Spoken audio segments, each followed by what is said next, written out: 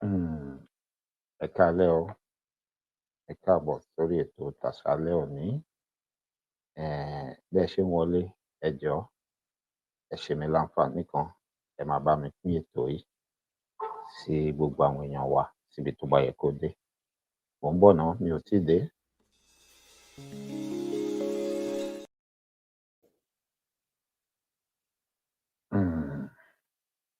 Yorùbá ni mí o, Yorùbá. Yorùbá lèmi náà. Àṣà mi mọ̀rẹ́ mọ̀rẹ́ o, Yorùbá. Èdè mi mọ̀rẹ́ kẹ́ bá mi gbé lárugẹ. Ẹ wo, òyìnbó fún mi ní pálí pupa, mo mọ ibi tí mo ti wá. Èmi fẹ́ràn Yorùbá tiwa, mo fẹ́ràn àṣà wa. Kékeré mo ti mọ̀ pé wà ń bẹ lára èdè wa. Àwọ̀ funfun táwọn yẹn dáàbòrà ló fẹ́ fi ṣègbè wa. Àwọn bàbá ló fa tábà tó sùn lọ, òyìnbó wọlé tọ́kẹ́rù. Bóyìnbó fún mi ní pálí pupa, mo mọ ibi tí mo ti wá. Èmi fẹ́ràn Yorùbá tiwa, mo fẹ́ràn èdè wa. Ẹ wò kékeré mo ti mọ̀ pé wà ń bẹ lára àṣà wa. Àwọ̀ funfun tọ́wọ̀n yẹn dàbòrà ló fẹ́ fi ṣègbè wa. Bọ̀tọ̀ àwọn bàbá ló fa tábà tó sùn lọ. Bẹ́ẹ̀ lòyìnbó ṣe wọlé tọ́kẹ́rù lọ, wọ́n kẹ́rù lọ, wọ́n kó wa lẹ́rù lọ. Àṣà mi, l'identity mi, personality mi, it give me spiritual, intellectual and emotional. Ẹ dúró náà ẹ má yọ mí lẹ́yìn, mi ò lè kúkú ẹ̀yìn wo, màá ṣe di bàbá mi tí mo gbọ́, ṣóyìnbó gbọ́ Yorùbá.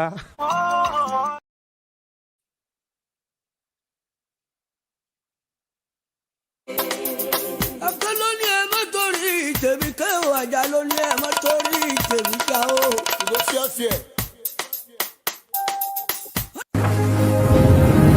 Èjìrá bàtàbù àlọ́kàrà mi, ọba ẹ̀rí o. Sídìí bìrìbùrà tó fọ bí orí o. Àrà káńká lẹ́kàjá ẹ̀ẹ́lì. Jìbùrìbùrìbùrì rí ara bàtà wọ́ mi. Àrà kàjá ẹ̀ lọ.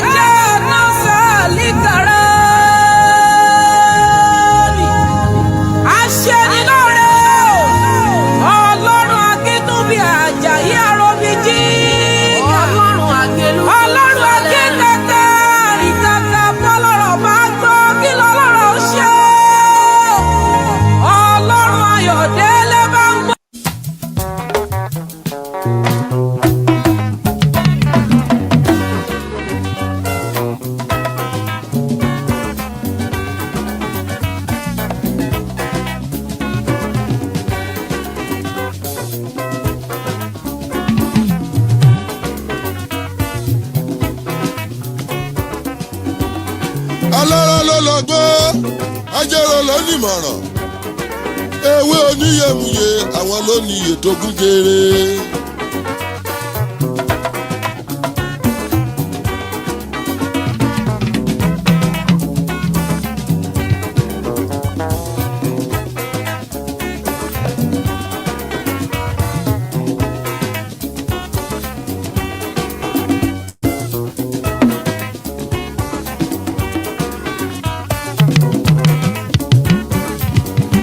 Ó dọ̀wọ́ kèrègbè iye, ẹ má má gbé mi níye tèmi.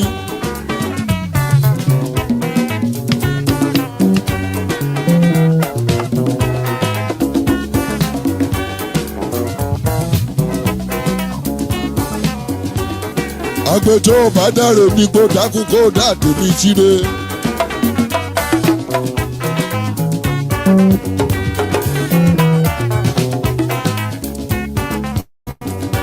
Àlùkò tó bá lọ nílẹ̀ oṣù ọ̀dàkùn kó kù tèmi síre.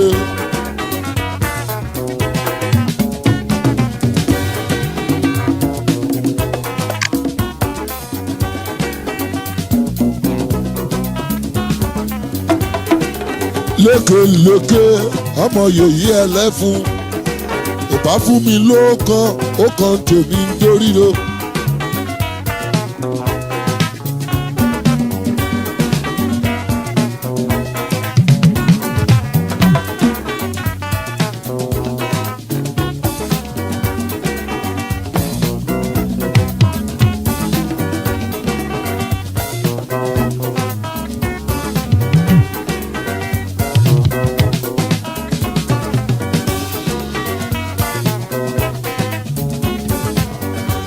alẹ́ ńlẹ́ onífẹ̀ ńlẹ́ ọ̀gànjọ́ onífẹ̀ àjòdodo agbẹ́jì òrọ́gbọ̀rọ̀ yọ àbàdé bí yéye.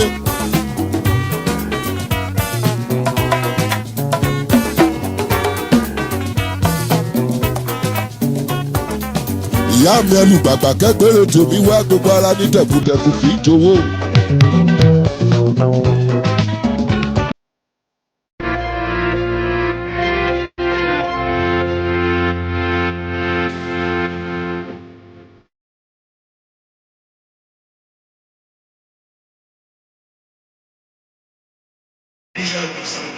Everybody familiar? Wolverine, Charles Xavier, Storm. They were stolen from what you see here. They stole the African gods and turned them into the X-Men. Charles Xavier, what is his element? Consciousnness. Obatala, Aquaman, what is his element? The water. Olokun. Thor with the axe. What is his colors? Red and gold. What is his weapon? The double-sided axe. What is Shango colors? Red and gold. What is his weapon? The double-sided axe. They stole our gods and turned them into the white man's superheroes. I need y'all to know something. The X-Men, everybody familiar? Wolverine, Charles Xavier, Storm. They were stolen from what you see here. They stole the African gods and turned them into the X-Men. Charles Xavier, what is his element? Consciousness. Obatala, Aquaman, what is his element? The water. Olokun. Thor with the axe. What is his colors? Red and gold. What is his weapon? The double-sided axe. What is Shango colors? Red and gold. What is his weapon? The double-sided axe. They stole our gods and turned them into the white man's superheroes.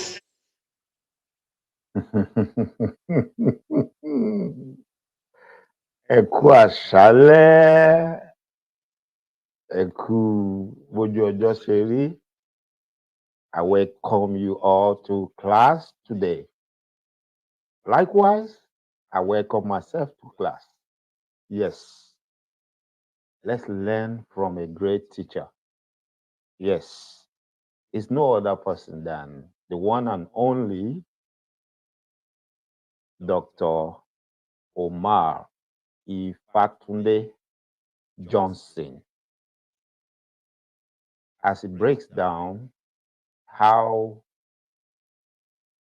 the Yoruba gods have been plagiarized by the Western world. How they took what they told you is an idol and plagiarized it, turn it around and turn them into heroes in the Marvel's Avengers. Welcome to today's show. I am your host, the one and only, your son, your friend, your brother, Dr. Mike Egunjemi. Ìfagúgù yín kan báyìí. Mo kí wa kú ọjọ́ mẹ́ta. Ṣọ́ọ̀dẹ̀ ń dùn, ṣé dùndún ń dún, ṣé gbogbo ẹ̀ ń jọra wọn. Ẹ wá nǹkan fìdílé o, ẹ farabalẹ̀, ẹ má bínú, ẹ má kánjú. Ó ti pẹ́ tá a ti ń gbìyànjú láti dára wa lẹ́kọ̀ọ́, láti sọ fúnra wa nípa àwọn nǹkan kan pé kí ló dé tó jẹ́ pé nǹkan tiwa tá a ní kò jọ wá lójú. Ṣùgbọ́n àwọn èèyàn kan wọ́n mú nǹkan tí ò tó nǹkan kan, tí ò já mọ́ nǹkan kan, wọ́n fi tàn wá jẹ. Tá a bá wá farabalẹ̀, tá a bá lọ tú ohun tí ò tó nǹkan kan tán gbé wá tán wá fi tú wa jẹ, tá a bá tú díẹ̀ wò, tá a bá wò dáadáa, a rí i pé àwa gangan la ní ojúlówó ohun tí wọ́n lọ ṣe ẹ̀dá ẹ̀, tán ṣe gbàrọ́ gidi wá, tán wá gbélé wa lọ́wọ́. Ọ̀pọ̀lọpọ̀ ìdílé lénìí, kódà á rọ ọmọ àáfàá, á rọ ọmọ wòlíì, bẹ́ẹ̀ ni, tó jẹ́ pé tán bá jókòó tí wọ́n bá ń wo the Marvel Avengers àbí wọ́n ń wo X-Men lórí TV, ẹ rò pé Ọlọ́run ló sọ̀kalẹ̀ tí wọ́n ń dúró dè ni. Èèyàn kankan ò lè bá wọn sọ nǹkan kankan dìde kúrò bẹ́ẹ̀. Tó fi kan àwọn tó ń pera wọn ní wòlíì àtàfáà míì náà, tán bá jókòó tán bá ń wo ìran sinimá àwọn nǹkan wọ̀nyí, bẹ́ẹ̀ bá bá wọn ńbẹ̀, àbí tán bá ń sọ̀rọ̀ ńpa ẹ̀, àbí tán bá ń sọ̀rọ̀ ńpa àwọn nǹkan tí wọ́n fi ṣàpẹẹrẹ àwọn èèyàn tó kópa nínú ohun tá à ń pè ní X-Men yìí, wọ́n máa sọ taratara, wọ́n máa sọ pẹ̀lú ìmọ̀ tí wọ́n ní nípa wíwò ó, ṣùgbọ́n ṣe ni láàánú pé òye wọn ò lọbẹ̀ pé ó tán jókòó tí wọ́n ń wò yìí, àwọn òrìṣà tó ti kọjá lọ nílẹ̀ Yorùbá òun làwọn kan ṣe àdàrọ ẹ̀. Ó ti pẹ́ tèmi ti máa ń sọ fún wa, mo ní lọ́pọ̀lọpọ̀ ìgbà tèmi bá ń wo àwọn sinimá yálà àgbéléwò ni àbí eléyìí téèyàn lọ ń wò nílé ìwòran, èmi máa ń farabalẹ̀ pé ṣé kìí ṣe pé àwọn ará bí wọ́n ń sẹ́ndì signal kan àbí wọ́n ń pàrokò kan ránṣẹ́ nínú ìtàn tó ń sọ àbó ohun tó ń ṣe yìí. Èmi á máa farabalẹ̀ tó rọ́pọ̀lọpọ̀ ìgbà ọ̀pọ̀lọpọ̀ àwọn èèyàn ló ti tọ́ka fún wa pé ẹ wo kinní tí wọ́n ń ṣe yìí o, ẹ lákíyèsí o, ẹ kíyèsára. Ó ṣeé ṣe pé nǹkan tó ń sọ tó ń ṣe nú bí yóò ṣẹlẹ̀, yóò sì ṣẹlẹ̀ láìpẹ́ yìí ni o. Mo ti sọ fún wa láìmọye ìgbà kó tó di pé wọ́n ń ṣe ọkọ̀ ìgbàlódé tó ń lo bátìrì, kó tó di pé wọ́n ń ṣe ọkọ̀ tó lè wa ara ẹ̀ láìṣe pé èèyàn kankan fọwọ́ bà á, tẹ́ débẹ̀ tẹ́ kàn slọ́ọ̀tì àdírẹ́sì ibi tẹ́ ń lọ sínú kọ̀ǹpútà ń bẹ̀, tí ó sì stáàtì fúnra ẹ̀ tí ó sì gbé yín lọbẹ̀, tó bá sì débẹ̀ yóò páàkì ẹ̀ sọ̀kalẹ̀. Wọ́n ti kọ́kọ́ ṣe sinimá, wọ́n ti ṣe àpẹẹrẹ ẹ̀ tá a ti rí. Ṣé mo parọ́? Wọ́n ti ṣe lọ́dún gbọ́n sẹ́yìn kó tó di pé gbogbo kìíní ó wá ń gbójú hàn jáde. Títí dọ̀la làríyànjiyàn ń lọ lórí ohun tó ṣẹlẹ̀ ní ilẹ̀ Amẹ́ríkà ní 9/11. Ọ̀pọ̀lọpọ̀ ní wọ́n ti mọ̀ pé yóò ṣẹlẹ̀, wípé wọ́n ti pàrokò ẹ̀ nínú sinimá kan. Gbogbo ẹ̀yin tẹ́ bá wo sinimá kan tí kí lorúkọ ẹ̀ ń jẹ́,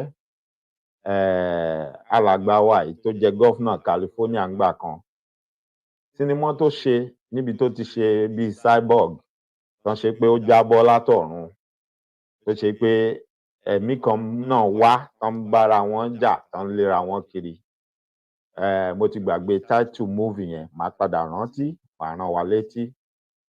Àwọn èèyàn ń sọ pé ká lọ lákíyèsí ńbẹ̀ pé ibì kan wà níbi tí wọ́n ti ṣe ọkọ̀ àjàgbé tó gba abẹ́ afárá kan kọjá torí ẹ̀ wá gé kúrò, pé wọ́n kọ síbẹ̀ bí ìgbà tó yẹ pé wọ́n kọ mẹ́ṣọ́mẹ́ǹtì ọkọ̀ tó lè gba abẹ́ bíríìjì yẹn kọjá, ọkọ̀ 9/11. Ṣùgbọ́n ṣẹ̀mọ̀, ẹni tó bá ń wòran tí ò lákíyèsí tí ò sì retí nǹkan kan, ojú lè má sí ńbẹ̀, ọkàn lè má sí ńbẹ̀. Ṣùgbọ́n gbà tí ìṣẹ̀lẹ̀ yẹn ṣẹlẹ̀ gangan, àwọn èèyàn kan wá dá wa padà sẹ́yìn pé ẹ padà lọ wo sinimá yìí o. Àwọn ẹni ń pàrokò, wọ́n ti ń sọ fún wa pé kinní yóò ṣẹlẹ̀ tipẹ́, òun ló ṣẹlẹ̀ pé because àwọn tán nímọ̀ tán lóye wọ́n wá ń sọ fún wa, wọ́n ní kò sí reason tán gbọ́dọ̀ fi kọrú àkọlé yẹn síbi bíríìjì yẹn, kì í ṣe bẹ́ẹ̀ náà ṣe ń kọ. Pé the only thing tó make sense náà ni pé wọ́n fi ń pàrokò ránṣẹ́ fún àwọn tí ó yé kó lè tètè yé wọn pé ẹ fojú sí ọjọ́ yìí, déètì yìí, ẹ fọkàn sí. Àwọn kan gan ń sọ, wọ́n ní àwọn ti gbọ́n débi pé táwọn bá rí wọn tán bá kọrú nǹkan bẹ́ẹ̀ yẹn, táwọn bá fẹ́ ta tẹ́tẹ́, àwọn á mú nọ́mbà yẹn làwọn á máa play, torí pé máṣíìnì ó generate ẹ̀ ńjọ́ kan, nọ́mbà yẹn ó jẹ ní ṣá, kò sí bó ṣe fẹ́ jẹ́.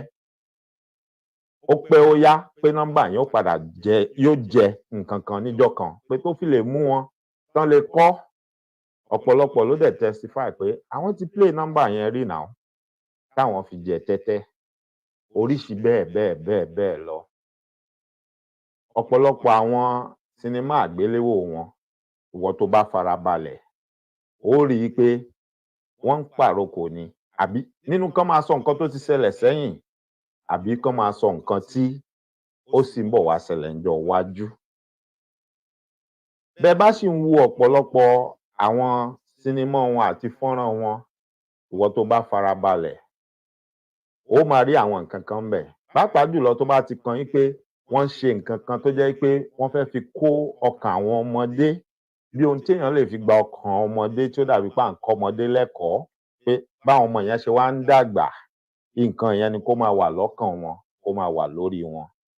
Irú ẹ̀ ní ti àwọn sinimá gbogbo àwọn the Avengers. Ó ti yé yín, àwọn superheroes gbogbo bíi Catwoman, Superman, Thor, Wolverine, nǹkan. Ìwọ tó bá farabalẹ̀ wàá rápẹrẹ. Ó ní alàgbà Dr. Omar Ifatunde Johnson, ó ní wọ́n ń ṣe àtúpalẹ̀ àwọn nǹkan kan fún wa tí wọ́n ń fi àkíyèsí wa sí pé ṣáà lákíyèsí ni, ṣáà rí pé gbogbo àwọn òrìṣà òun ibi tí ìdánilẹ́kọ̀ọ́ ẹ̀ sì mọ lórí kinní yẹn, ó ti yé yín, òun ló sì fi ń sọ̀rọ̀ mọ́, òun tá à ń pe gbogbo ẹ̀ ní Áfíríkà, Nàìjíríà.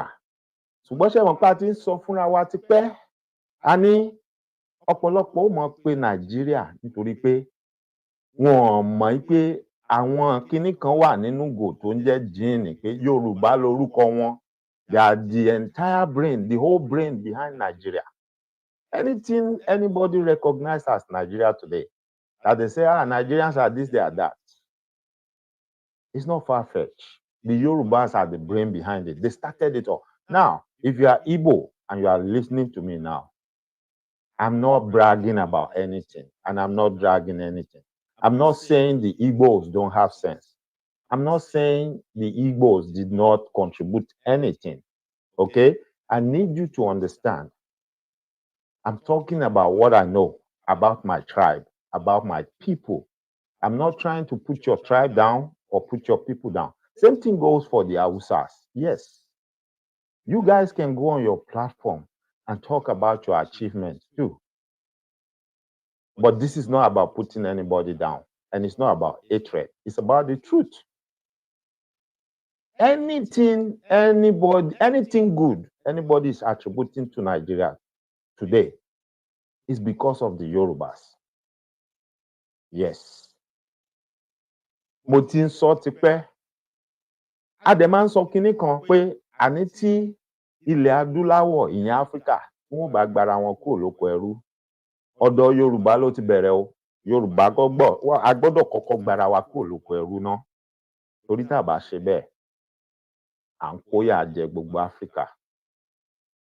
Ṣé mọ̀ pé wọ́n ní tíná bá jóni tó jọmọ ẹni, tara ẹni là kọ́kọ́ yanjú. Òun lélẹ̀ tá à ń pariwo tá à ń ṣe lọ́wọ́ ẹ̀. Kì í ṣe pé àbìkítà ń pa Áfíríkà, àbìkítà. Ṣùgbọ́n wọ́n tó wà nú ìṣòro tó tí gbára ẹ kú ńbẹ̀, tó tí gbára ẹ lẹ̀, tó tún lọ fẹ́ ràn yàn lọ́wọ́, fẹ́ fàyàn jáde, kò ṣeé ṣe. Wàá kọ́kọ́ yanjú tọ̀dọ̀ ẹ náà, wàá gbára ẹ, wàá fọkàn rẹ balẹ̀. Ìgbà yẹn ni wàá wá tẹ̀sẹ̀ ní ó yá. Jẹ́ ń ṣe báyìí, ó yá jẹ́ ń tún mú ẹni mọ́ra. Jẹ́ ń tún kóun náà lọ́gbọ́n díẹ̀, kóun náà tún kún mi. Ó yá, ẹ tún já lọ, ẹja parapọ̀, ẹja tún gbẹ́ni náà dìde, ẹja gbẹ́ni sókè. Bí ó ṣe rí nìyẹn, bí ó ṣe lọ nìyẹn. So, if you are out there and you are listening to me, okay, why is this guy always talking about Yoruba? Yoruba is not talking about the other people in Africa. It's not like that. I'm doing this because I understand the fact that you have to save yourself first before you start making effort to save others. You cannot be in a ditch, in a problem, and be trying to help other people in the same problem. You are all going to end up not getting any help. But when you help yourself, you find a solution to your problem. Then you reach out to the next person. You help them out. Then you ask them to join you. Then you go together and then you start helping other people. Ìyẹn náà ni Yorùbá máa fi sọ pé agbájọ ọwọ́ la fi sọ̀yà, àjèjì ọwọ́ kan kò gbẹ́rù dórí. Bákan náà, nígbà tá a bá tún ṣe gbogbo yẹn, á tún mọ rántí pé ọmọ tó bá sípá òun nìyá ẹ̀ ń gbé. Àbí bẹ́ẹ̀ kọ́ ni? Bẹ́ẹ̀ ni ó ṣe rí. Ẹ káàbọ̀ sórí ètò tòní. Ẹ kú ọjọ́ mẹ́ta. Ẹ kú àìrí ni àìbéèrè ẹni. Mo sì dúpẹ́ lọ́wọ́ gbogbo ẹ̀yin tẹ́ tẹ àtẹ̀ránṣẹ́, àtẹ̀yin tẹ́ pè mí, àtẹ̀yin tẹ́ ń bá mi sọ̀rọ̀ lẹ́yìn àsọ̀ láti béèrè nípa àlàáfíà mi. Mo dúpẹ́ lọ́wọ́ yín. Mo dúpẹ́ lọ́wọ́ gbogbo wa, mo mọ̀ ọ́ lóore. Ìfẹ́ ló wà ńbẹ̀.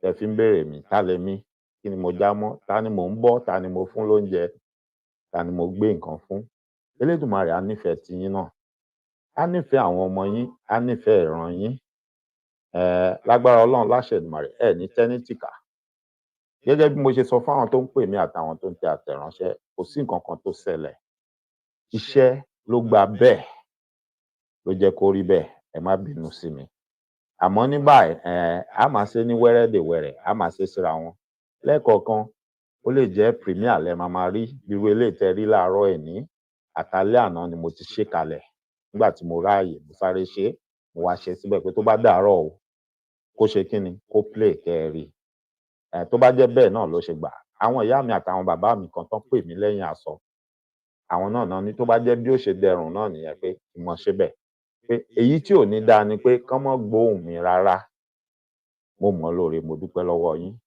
mo wá dúpẹ́ pé bí fídíò ilé tẹ́ rí láàárọ̀ yẹn bó ṣe rọra ṣe níwọ̀nba tó ṣe ráńpẹ́ tí ò tóbi mo dúpẹ́ pé bó ṣe ṣe bíi pé kò séèyàn tó fi bẹ́ẹ̀ tí ì wò ó mo dúpẹ́ pé ó ti ń so èso rere bàbá mi tẹ́ pè mí tá a jọ sọ̀rọ̀ tẹ́ ní kí n ṣe àwọn nǹkan kan tẹ́yin náà dẹ̀ ti ń ṣe àwọn nǹkan kan lọ́dọ̀ yín mo dúpẹ́ lọ́wọ́ yín mo mọ̀ ọ́ lóore màá sì padà pè yín ṣùgbọ́n mo ti ń gbégbèsè tẹ́ni ń gbé mo dẹ̀ ti ń gbọ́ àwọn èsì kan tí màá padà fi tó yín létí nípa ẹ̀ mo mọ̀ ọ́ lóore o mo dúpẹ́ lọ́wọ́ yín nítorí pé béèyàn bá ń ṣe nǹkan tó bá wá ń rí àpẹẹrẹ pé ohun tóun ń ṣe ó ń so èso rere àwọn èèyàn ń gbọ́ ó sì nítumọ̀ nǹkan ńlá ni mo dúpẹ́ lọ́wọ́ yín bẹ́ẹ̀ ṣe jẹ́ mọ̀ mo sì dúpẹ́ lọ́wọ́ yín bẹ́ẹ̀ ṣe fún mi níwọ̀nba ṣe ráńpẹ́ tẹ́ fún mi pé kémi náà lọ ṣe wá ká wá pa gbogbo ẹ̀ pọ̀ Elédùmarè á bá mi dúpẹ́ lọ́wọ́ yín ju bémi ṣe ń dúpẹ́ lọ. Ǹjẹ́ mo kí gbogbo aráalé mo kí baálé ilé mo kí ìyálé ilé mo kọ́mọdé o mo kágbà mo kóyún inú mo káṣẹ̀dí ǹjẹ́ mo kí gbogbo lọ́balọ́ba mo kí lóyè lóyè ǹjẹ́ mo kí yín tẹ̀sọ́ mo kí yín tológun tológun mo ní yóò yẹ gbogbo yín kò ní yẹ ẹ lẹ̀ láṣẹ Èdùmàrè mo ní kádé pẹ́ lórí o kí bàtà pẹ́ lẹ́sẹ̀ ìrùkẹ̀rẹ̀ á dábẹ́rẹ́ o agbára Ọlọ́run láṣẹ Èdùmàrè ẹ pẹ́ lórí àpèrè àwọn bàbá yín wọn ò sì ní fi àpèrè yín wọn ò ní fi pìtàn o agbára Ọlọ́run láṣẹ Èdùmàrè adé tẹ̀ ń dé sórí wọn ò ní sọ ọ́ di ohun tí wọ́n mọ̀ fi tó lé tí wọ́n wà mọ̀ wé kinní kan mórí tí wọ́n ní ohun tó kù tí wọ́n ń ṣe ń lù ní nísìn kò sí nǹkan tó ń jọba mọ́ Ọlọ́run ní jẹ́ rógun emir láṣẹ Èdùmàrè.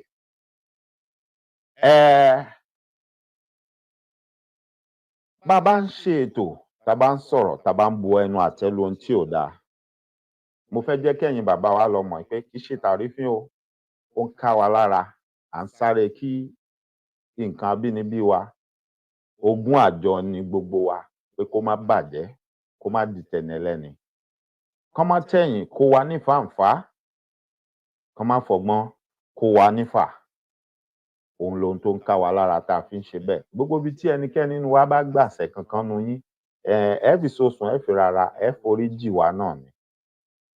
Ǹjẹ́ kí n tó mọ wọnú ètò lọ mo wá pe gbogbo ẹ̀yin tí Elédùmarè ní kẹ́ mọ bá mi rìnrìn àjò yìí pé tí bá ti jáde sórí afẹ́fẹ́ kẹ́ mọ wà pẹ̀lú mi pé gbogbo èyí tó bá yẹ kẹ́ ẹ tì pé kẹ́ ẹ tì èyí tó bá yẹ kẹ́ ẹ sí kẹ́ ẹ sí.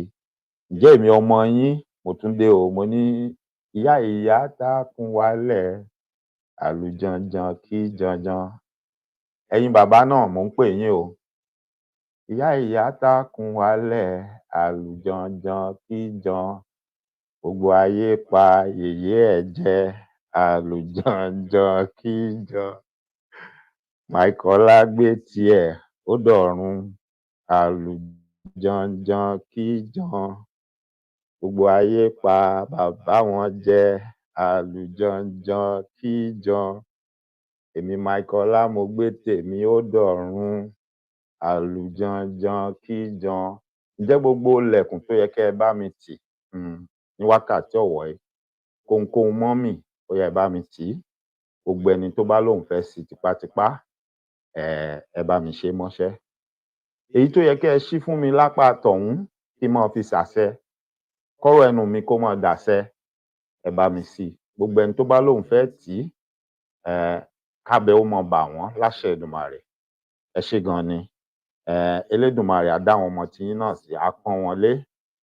Ọmọ aráyé ò ní fẹ́ gbà fún wọn lóúnjẹ jẹ. Ẹ ṣé gan ni. Ǹjẹ́ ẹ já wa lọ sí ọ̀dọ̀ alàgbà Dr. Omar Ifátúndé Johnson. Èmi kọ́ mo sọ ní Fátúndé o. Èmi kọ́ mo sọ ní Fátúndé. Orúkọ tó ń gbà nìyẹn. Orúkọ Yorùbá tó ń gbà nìyẹn. Síbẹ̀síbẹ̀ ọ̀pọ̀lọpọ̀ ohun tó ń gan mọ̀ tó ń sọ yìí tó ń sọ̀tàn yìí kò tún tí ì yé lẹ́kùnrẹ́rẹ́ tó. Ṣé mọ̀ pé wọ́n bí sí Áfíríkà, ọmọ bíbà lòun. Ọlọ́run kàn ní ara àwọn tójú wọn ó tètè sí tí wọ́n mọ bó ṣe ń lọ, tí wọ́n sì mọ sọ, tí wọ́n mọ fún àwọn èèyàn nídánilẹ́kọ̀ọ́. Òun ni òun jẹ́ kan nu wọn. Gbogbo òrìṣà tó ń dárúkọ ń bí tó ń ṣe àpẹẹrẹ tó ń tú àṣírí bí wọ́n ṣe jí wọn lò tí wọ́n sọ wọ́n dohun tí wọ́n ń sọ di superhero fáwọn ọmọ wọn nílẹ̀ aláwọ̀ funfun. Ilẹ̀ Yorùbá ni wọ́n ti mú gbogbo íméèjì yẹn àti kọ́lọ̀ yẹn. Ó mọ orúkọ gbogbo wọn, ó ń dárúkọ àwọn míì nínú wọn. Tẹ bá farabalẹ̀, tẹ bá dẹtí dáadáa, ẹ máa gbọ́. Ó sì ń sọ kọ́lọ̀ tí ó jẹ́ kọ́lọ̀ oníkálùkù wọn gbà tán wà láyé. Ó sì ń ṣàpẹẹrẹ bí àwọn aláwọ̀ funfun wọ̀nyí bí wọ́n ṣe mu tí wọ́n mu lò nínú ohun tí wọ́n sọ di superhero. Táwọn ọmọ àfáà, àwọn ọmọ wòlíì tí gbogbo wọn sì ń jókòó tí wọ́n ń wò ó tí ó sì sí láìfi tí ò sí láburú ńbẹ̀. Ṣùgbọ́n bẹ́ẹ̀ bá dárúkọ Ṣàngó lẹ́gbẹ̀ẹ́ wọn, wọ́n lè ní kán bẹ́yàn lórí sọ̀kalẹ̀. Bẹ́ẹ̀ bá dárúkọ Ọbàtálá, bẹ́ẹ̀ dárúkọ Ọya, wọ́n lè nílé ayé ti parẹ́. Àmọ́ àtàwọn ọmọ wọn wọ́n jókòó, wọ́n mọ wo Wolverine, wọ́n mọ wo X-Men, wọ́n mọ wo Catwoman, wọ́n máa wo Spiderman, wọ́n máa wo Superman, wọ́n á wo Superwoman. Àwọn nǹkan tán sì ní kẹ́ ẹ mọ́ dárúkọ tó ń sọ pé tẹ bá ti dárúkọ báyìí, ẹni tó bá dárúkọ wọn àbí ẹni tó bá sọ nǹkan kan pa wọn yóò wọná. Òun làwọn sì ń jókòó tí wọ́n ń wò yẹn tán rẹ́rìn tínú wọn ń dùn tí wọ́n sì nígbàgbọ́ nú ẹ̀. Ọ̀pọ̀lọpọ̀ ọmọ lóde òní tẹ bá pè wọ́n, tẹ bá ní who is your hero? Nígbà táwa ń dàgbà lọ́mọdé, wọ́n máa pè wá pé who is your hero? Bá a bá sọ pé bàbá wa ni hero wa àbí ìyá wa àbí kan nú àwọn ẹ̀gbọ́n wa àbọ̀ ọ̀nkú wa tó wà ń lo òyìnbó tán máa ń sọ fún wa pé ọ̀nkú ẹ̀ báyìí báyìí ó wà ń lo òyìnbó o. Ó jẹ́ pé ọ̀nkú yẹn tán bá wá lẹ́ẹ̀kọ̀ọ̀kan wọ́n kó súùtì dání, wọ́n kó gbogbo ẹ̀, wọ́n mọ̀ múra tí ó jẹ́ kó rí yín máa wú, wọ́n mọ̀ sọ fún yín pé àwọn kàwé ló jẹ́ kó rí bẹ́ẹ̀. Inú yín náà mọ̀ dùn, yín náà mọ̀ múra pé ẹ fẹ́ kàwé, ẹ fẹ́ rí bíi tiwọn pé ìgbà tẹ́yìn náà bá ń wálé láti lóyìnbó káwọn ọmọ kéékèèké yín náà mọ̀ rí yín, kán mọ̀ pín yín náà lé bẹ́ẹ̀. Ṣebí bọ́n ṣe tọ́ wa dàgbà nìyẹn, ṣebí bó ṣe rí nìyẹn. Bílẹ̀ wa ṣe rí nìyẹn. Ẹ̀sìn wájú ni tẹ̀yìn wò sáré. Kò sí kankan tí ń jalè inú àwọn ẹ̀gbọ́n wa. Kò sí èyí tó ń wọ́ke. Ṣé mo parọ́ ni? Kò sí èyí tó ń wọ́ke. Àwọn ẹ̀gbọ́n wa gan gbà wọn tí wọ́n bá wá sílùú òyìnbó, wọn wá ṣiṣẹ́, wọ́n wá kàwé ni. Ìjọba ó tún fún wọn lówó oúnjẹ, owó ilé, ó fún wọn gbogbo ẹ̀. Nítorí pé ó dẹrùn, àbí bẹ́ẹ̀ kọ́? Tán bá wá ń bi wá pé who is your hero? Ta ló ń emulate? Ta ló fẹ́ jọ? Bó bá jọmọ tó fẹ́ràn bàbá ẹ̀ tó mọ bàbá ẹ̀ dáadáa tó like bàbá ẹ̀, wá ní mo fẹ́ dàbí dádì mi. Ọmọ mi wà ó lè jọkùnrin, ó lè ní èmi náà fẹ́ níwà bíi ti mọ́mì mi. You are telling them this is my hero. Hero tèmi ni. It could be one of your brothers or your uncles. Hardly. Then some people will mention names like Baba Awolowo. Some will mention names like Baba Akintola. Some will mention names like Baba Bola Ige. Pé I want to be like Bola Ige when I grow up. Those are your heroes. Those are our heroes then. Right? Nítorí pé ṣàṣàlẹ̀ tí ó sọ ọ́nú wa pé mo fẹ́ dàbí Ṣàngó, mo fẹ́ dàbí Ọya, mo fẹ́ dàbí Mọ́remí, àbí mo fẹ́ dàbí. We saw those people as special beings, right? But the other ones in our midst that we see that are governing our people, àwọn tó ń ṣolórí tó ń ṣàdarí ilẹ̀ Yorùbá ń gbà yẹn, a rí wọn bíi pé ohun tó ń ṣe dáa, ó wù wá, nǹkan òwúrí ni. So àwọn la máa ń sọ pé a fẹ́ emulate. Èmi náà fẹ́ dàbí bàbá Awólọ́wọ̀ tí n bá dàgbà. Èmi náà fẹ́ dàbí bàbá Bọ́lá Ìgè tí n bá dàgbà. Those are our heroes. But ẹ bá wo ayé òde òní, ọ̀pọ̀lọpọ̀ ohun tí àwọn ọmọ fi ń ṣe hero nísìnyí á jẹ́ nǹkan kan àbẹ́nìkan kan tó ń wò lórí móhùnmáwòrán, àbí tí wọ́n ń gbọ́ lórí rédíò, àbí tí wọ́n rí lórí social media. Ibẹ̀ lóníkálùkù ti mú hero àti heroine wọn nísìnyí. Òyìnbó gbọ́n gan. Òyìnbó gbọ́n, wọ́n program brain everybody. But in order to do that, tẹ́ bá rántí mo ti sọ fún wa sẹ́yìn, mo ní wọ́n ti ṣe study, wọ́n dẹ̀ ti understand débi pé o ò lè gba nǹkan kúrò lọ́wọ́ èèyàn kó má fi nǹkan kan dípò ẹ̀. Because tó bá gba nǹkan kúrò lọ́wọ́ èèyàn torí pé o fẹ́ fi nǹkan yẹn, o fẹ́ fi rí dípò ẹ̀, àbúrò pé nǹkan yẹn lágbára ẹ̀, àbí agbára ẹ̀ lè wá láti inú ibẹ̀ yẹn tí ó fi bọ́ lóko ẹrú. Tó o bá fi nǹkan kan míì replace ẹ̀, ó sì máa tún lọ ṣe kinní yẹn àbí kó lọ máa ṣe lẹ́yìn kó má mọ̀. Mo tún wá ṣàlàyé fún wa, mo ní tó bá tún máa wá replace ẹ̀, o ò lè replace ẹ̀ pẹ̀lú just anything from anywhere. No, o máa lọ wá nǹkan kan tó jọ mọ́rú nǹkan yẹn tó gbà lọ, but tí ò kì í ṣe gidi, òun ló máa wá fi dípò ẹ̀. So lójú ẹ̀, a ní okay, wọ́n fẹ́ kí n lò yẹn, wọ́n ṣáà ti gbé eléyìí fún mi, eléyìí náà jọ, so yóò ti tẹ́ ẹ lọ́rùn, kò ní tiraka, kò ní jàǹpátá láti wá nǹkan míì wá. Ẹ má tanra yín. While we are speaking right now, while we are right here discussing, start thinking. Look at the structure of how the churches are organized. Look at the structure of how the mosques are organized. You have the chief imam, right?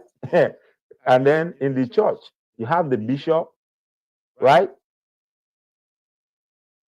But if you look at Ìṣẹ̀ṣe, the way our forefathers, our ancestors started, how was it?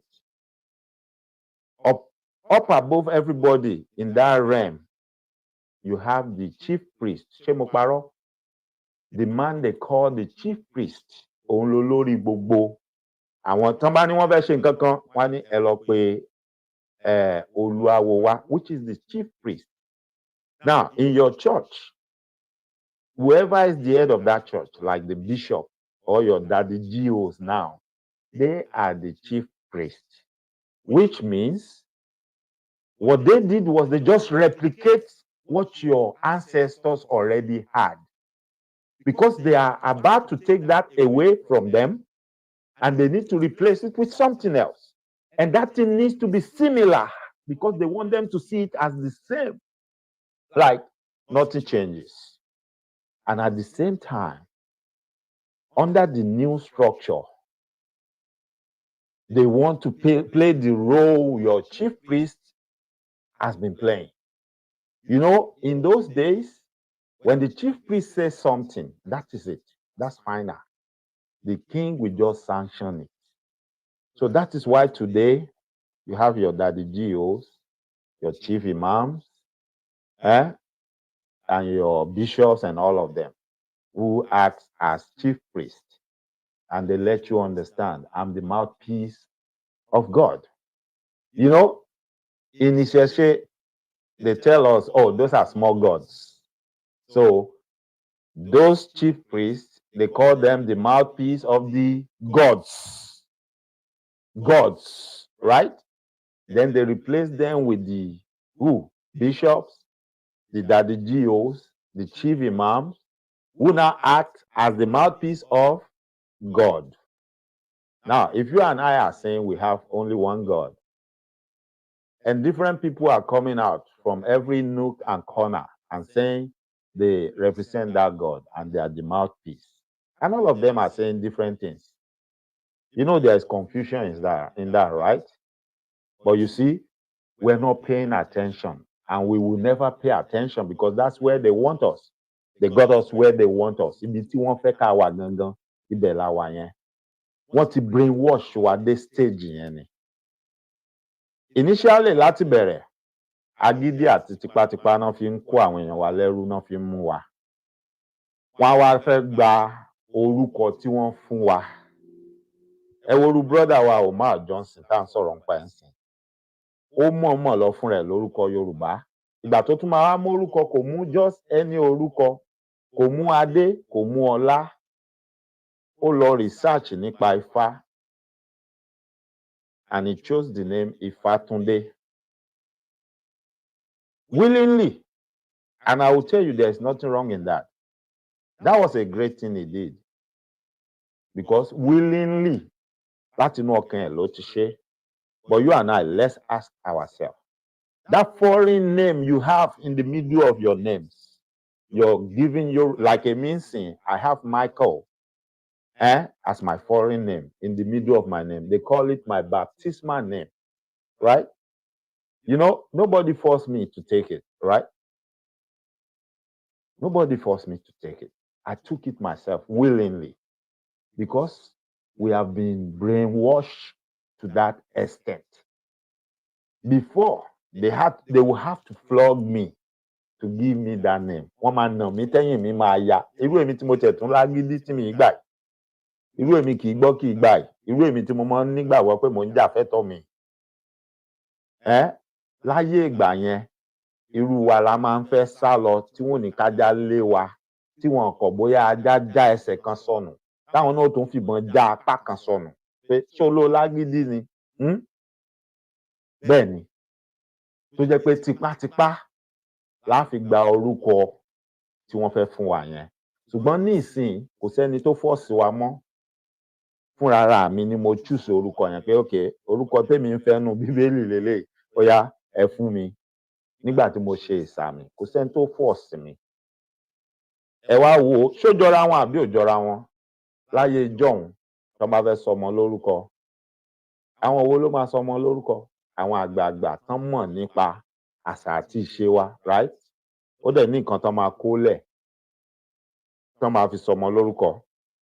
Lélẹ́yìí tí mo ti sọ̀rọ̀ nípa ẹ̀ láìmọye ìgbà, tí mo ti ṣe ìdánilẹ́kọ̀ọ́ lórí ẹ̀ láìmọye ìgbà pé okay, what is wrong? Kí ló burú nínú pé wọ́n fẹ́ sọmọ lórúkọ, wọ́n gbé àádùn kalẹ̀, wọ́n gbé iyọ̀ kalẹ̀, wọ́n gbé oyin, wọ́n gbé kalẹ̀, wọ́n mú orógbó wá, wọ́n mú obì wá, wọ́n mú àtàrí kalẹ̀, wọ́n bu omi síbẹ̀. Wọ́n wá mú àwọn nǹkan wọ̀nyí lẹ́yọ kọ̀ọ̀kan. Gbogbo nǹkan wọ̀nyí tá à ń dárúkọ ẹ̀ ló lápẹẹrẹ, ló ní ìtumọ̀. Orúkọ tí wọ́n ń jẹ́ gan, ó lápẹẹrẹ, ó ní ìtumọ̀. Ìkọ̀ọ̀kan wọn tí wọ́n bá wá mú wọn, wọ́n fi ń ṣe kí ni? Wọ́n fi ń súre sínú ayé ọmọ yẹn. Wọ́n á pe orúkọ tí nǹkan yẹn ń jẹ́. Wọ́n á wá fi ṣe àdúrà ní positive way fún ọmọ yẹn. Fún àpẹẹrẹ bí obì, wọ́n á ní obì ló ń bí kú dànù, obì ló ń bí àrùn dànù. Wọ́n lè wá ṣàdúrà fún ọmọ yẹn pé wàá dàgbà o, ikú rí ẹ kété o, àrùn rí ẹ kété o, àbí bẹ́ẹ̀ kọ́? Wọ́n á mú orógbó, wọ́n á ní orógbó ló ní kó gbó láyé o. Ṣé rí pé nínú orúkọ yẹn ni wọ́n ti fa àdúrà yẹn yọ? Kì í ṣèpè ni wọ́n ń ṣẹ́, àdúrà ni wọ́n ń ṣe. Èdè abínibí wa dẹ̀ ni wọ́n ń sọ lẹ́nu. Is that bitter kola relevant in that naming ceremony or not? It is relevant. Omi, wọ́n á gbé wá, wọ́n á ní omi ní, omi lábùwẹ̀, omi lábùmú. Wọ́n á bomi sí, wọ́n lè bu omi yẹn àbí kán fọwọ́ kàn fi sọ́mọ yẹn lẹ́nu. Wọ́n á wá fi ṣàdúrà. Oyin, wọ́n á ní káyé rẹ̀ ládùn kó lóyin. Wọ́n á lẹ́nìkan ò kì í foyin sẹ́nu kó bojú jẹ́. Àbí bẹ́ẹ̀ kọ́? Wọ́n á mú àádùn nínú orúkọ yẹn, àádùn, wọ́n á fi ṣàdúrà fún pé káyé rẹ̀ ládùn. Iyọ̀, wọ́n á láyé rẹ̀ ò ní dòbu o. Àbí? Wọ́n á ní kò sẹ́ni tó fi iyọ̀ sẹ́nu tó bojú jẹ́. Wọ́n á ṣàdúrà fún páyé ò ní yọ̀, ayé ò ní dòbu. gbogbo alamọ̀ tán bá ní nǹkan ti dòbu nǹkan tí ò dáa tán máa dànù ni iyọ̀ ò dẹ̀ lè dòbu láéláé bọ̀ lójijì àwọn èèyàn kan dé wọ́n ní ẹ palẹ̀ gbogbo kíní ìmọ́lẹ̀ irọ́ ẹ̀ ń bọ òrìṣà ni òrìṣà lẹ̀ ń bọ wọ́n wá gbé àwọn nǹkan kan wá pé eléyìí ni ẹ máa lò. I stand to be corrected. I've been challenging people on this for a long time. I've not found a single soul, a single person that can come out and prove to me that all those children, irú àwa báyìí, tán fi iyọ̀, àádùn, orógbó, obì, oyin, tán fi ṣàdúrà ńjọ́ kó mọ wa. I've been asking people, kí ló dé táwa ń ṣoríire, tá à ń ṣe dáadáa, tá à ṣe rándanràndan, tá à ṣe rédèrèdè, tá à ṣe mọ̀nàmọ̀nà. Tó já àwọn ọmọ tẹ́ ń gbé bíbélì àti kùránù, ẹ wá sanwó kọ́mọ mọ́gọ̀. Ẹ wá ẹ sí kinní kan o, ẹ já kàkà ṣàdúrà fún o, káyé ẹ lè dá o. Kí ló dé tó já àwọn ọmọ tẹ́ ń fi gbogbo yẹn ṣe àdúrà fún? Àwọn là ń rí tán ń ṣe rándanràndan, àwọn lolóṣó òsín yìí o. Àwọn náà ń ṣe olóṣó o. Àwọn náà ń ṣe yahoo yahoo o. Àwọn náà ń wá pátá obìnrin bẹ́ǹsì káàkiri o. Àwọn náà ń kákọ́ mú kiri lórí wáyà wọ̀nyí o. Right? But àwa ọmọ, because I'm going to use myself as an example, ìyẹn wà tó dá mi lójú. Èmi àti àwọn tí a jọ jẹ́ age mates, àwọn grade mi àtàwọn tó jù wá lọ. Àwa tí wọ́n fi àwọn nǹkan tẹ́ pè ní nǹkan ọ̀bọ̀rìṣà tán fi ṣàdúrà fún. Àwa rèé o. Ẹ bá ségesège, ẹ bá mọ̀nàmọ́ná, ẹ bá rándanràndan lọ́wọ́ wa o. Ẹ bá wa ń di rándanràndan o. Ayé wa ń dá ó nítumọ̀ o. Àmọ́ àwọn ọmọ tẹ́ ní ẹ̀ ń gbé bíbélì, ẹ̀ ń gbé kùránì, ẹ̀ fi ń ṣàdúrà fún. We are seeing them o. Àwọn náà ya táùtù tán ya tọ́ọ̀gì sí gáràjì wọ̀nyí o. Àwọn náà ya olè wọ̀nyí o. Àwọn náà ya olè wọ̀nyí o. Ara àwọn kan náà tí wọ́n fi àádùn nǹkan tán fi ṣàdúrà fún. Ṣùgbọ́n tí àwọn kan ti sọ pé ohun táwọn fẹ́ yà làwọn ó yà. Tẹ́ ti pè mọ́ra tán ti dára yín. Àwọn náà ń so lórí tán ń jí owó kó wọ̀nyí. Tán ń balẹ̀ ayé jẹ́, tán ń ba ayé àwọn ọmọ ọlọ́mọ jẹ́. Ẹ rí nǹkan kan ṣe sí yẹn o. Bọ̀ ìlànà àti ọ̀nà àwọn baba ńlá baba wa yẹn, òun ló jẹ yín lógún tẹ́ fẹ́ bàjẹ́. Ilẹ̀ Yorùbá yẹn, òun lẹ fẹ́ bàjẹ́ tẹ́ fẹ́ gbé fájèjì. Tẹ́ fẹ́ da gbogbo ọmọ Yorùbá sóko ẹrú. Ìyẹn gangan ló jẹ yín lógún, ló múmú láyà yín. Ìyẹn lẹ̀ ń ṣiṣẹ́ tọ̀, ìyẹn ló ká yín lára. Tí ìròǹjọ́ kan rí kẹ́ jí kẹ́ tiẹ̀ jókòó kẹ́ bira yín pé okay. Àtijọ́ ta ti ń kọ̀ndẹ́mù kínní, ta ti lélẹ̀ ló da, ta wá ń promote eléyìí, tá ń pariwo eléyìí, tá tiẹ̀ fẹ́ gbélé mọ́. Kí ni ìlọsíwájú àti tẹ̀síwájú tẹ́ gbé bá wa nílẹ̀ Yorùbá? Àfẹn tí ó bá parọ́ nu yín ló kù o. Gbogbo ìgbà tí bàbá Awólọ́wọ̀ ń ṣe nǹkan tó ń ṣe. Ìṣẹ̀ṣe sì lórúkọ o, ìṣẹ̀ṣe sì níyì o. Àbí bẹ́ẹ̀ kọ́ ni? Ẹ jẹ́ á gbọ́ nǹkan tí Dr. Omar Johnson tó sọ. Ẹ farabalẹ̀ o, torí ó ṣeé ṣe tẹ́ ẹ bá farabalẹ̀, you may not get the lecture, but tẹ́ bá farabalẹ̀, ẹ máa píìkì mẹ́sẹ̀gì tó wà nínú lecture yẹn. Ẹ jẹ́ á jọ gbọ́. Okay, so the X-Men were based on the descriptions of the African powers. So low African. Okay, so the X-Men were based on the descriptions of the African powers. So Logan, who is Wolverine, that is the stolen energy from Ogun, the god of metal. Ogun carries 3 machetes in each hand. Wolverine, when he gets upset, he gets 3 machetes on each hand. And the name Logan itself actually reveals evidence from whence they stole the idea, because when you drop the L off Logan, you get Ogan, O-G-A-N. You turn the A to a U, you get Ogun, which is the... So, ẹ̀yin tí ẹ bá ti wo fíìmù tán pè ní Wolverine, arákùnrin tí ó jẹ́ pé tó bá bínú tán yẹn, kíní bí idà, bí ọ̀bẹ máa ń yọ jáde ní ọwọ́ ẹ̀ mẹ́ta báyìí, bí claw. Ṣé mọ̀ pé Logan, L-O-G-A-N ni wọ́n pe orúkọ ẹ̀. So, Dr. Umar Johnson Ìfàtúndé ó ń try àti sọ fún wa ń bí pé wọ́n design character yẹn láti mímìkì Ògún. Ògún ló ń lo àdá, òun ló ní àdá, òun ló ń fàdá jagun.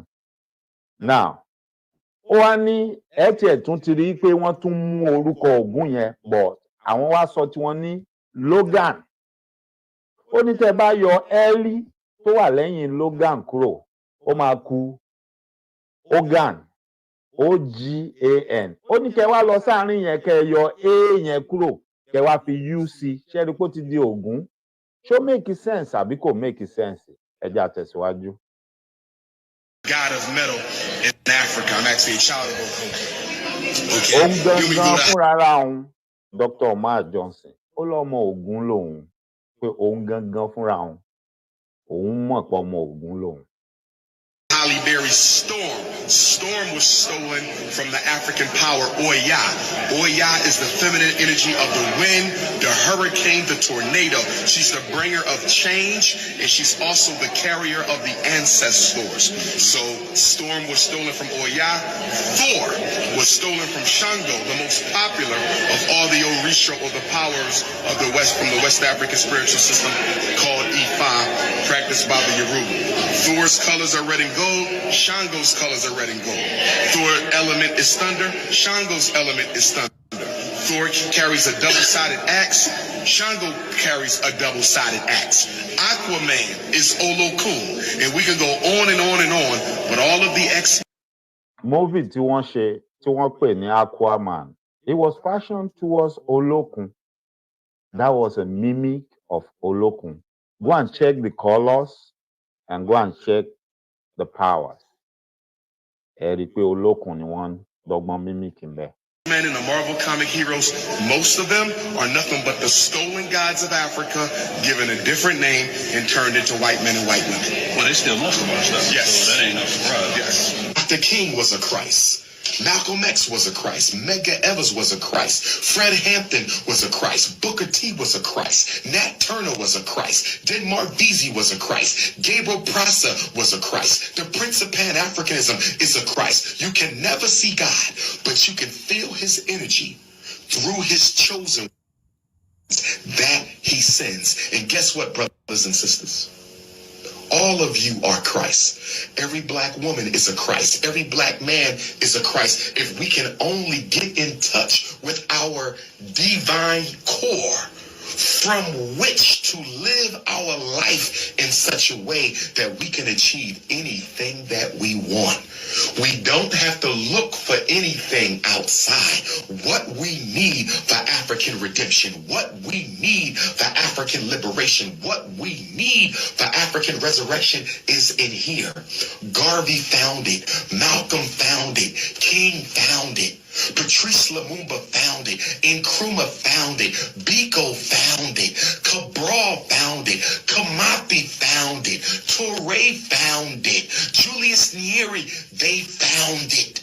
And they lived from it. Menelik II found it. His Majesty, Emperor Haile Selassie, he found it. Queen Nzinga found it. Ya Asantewaa found it.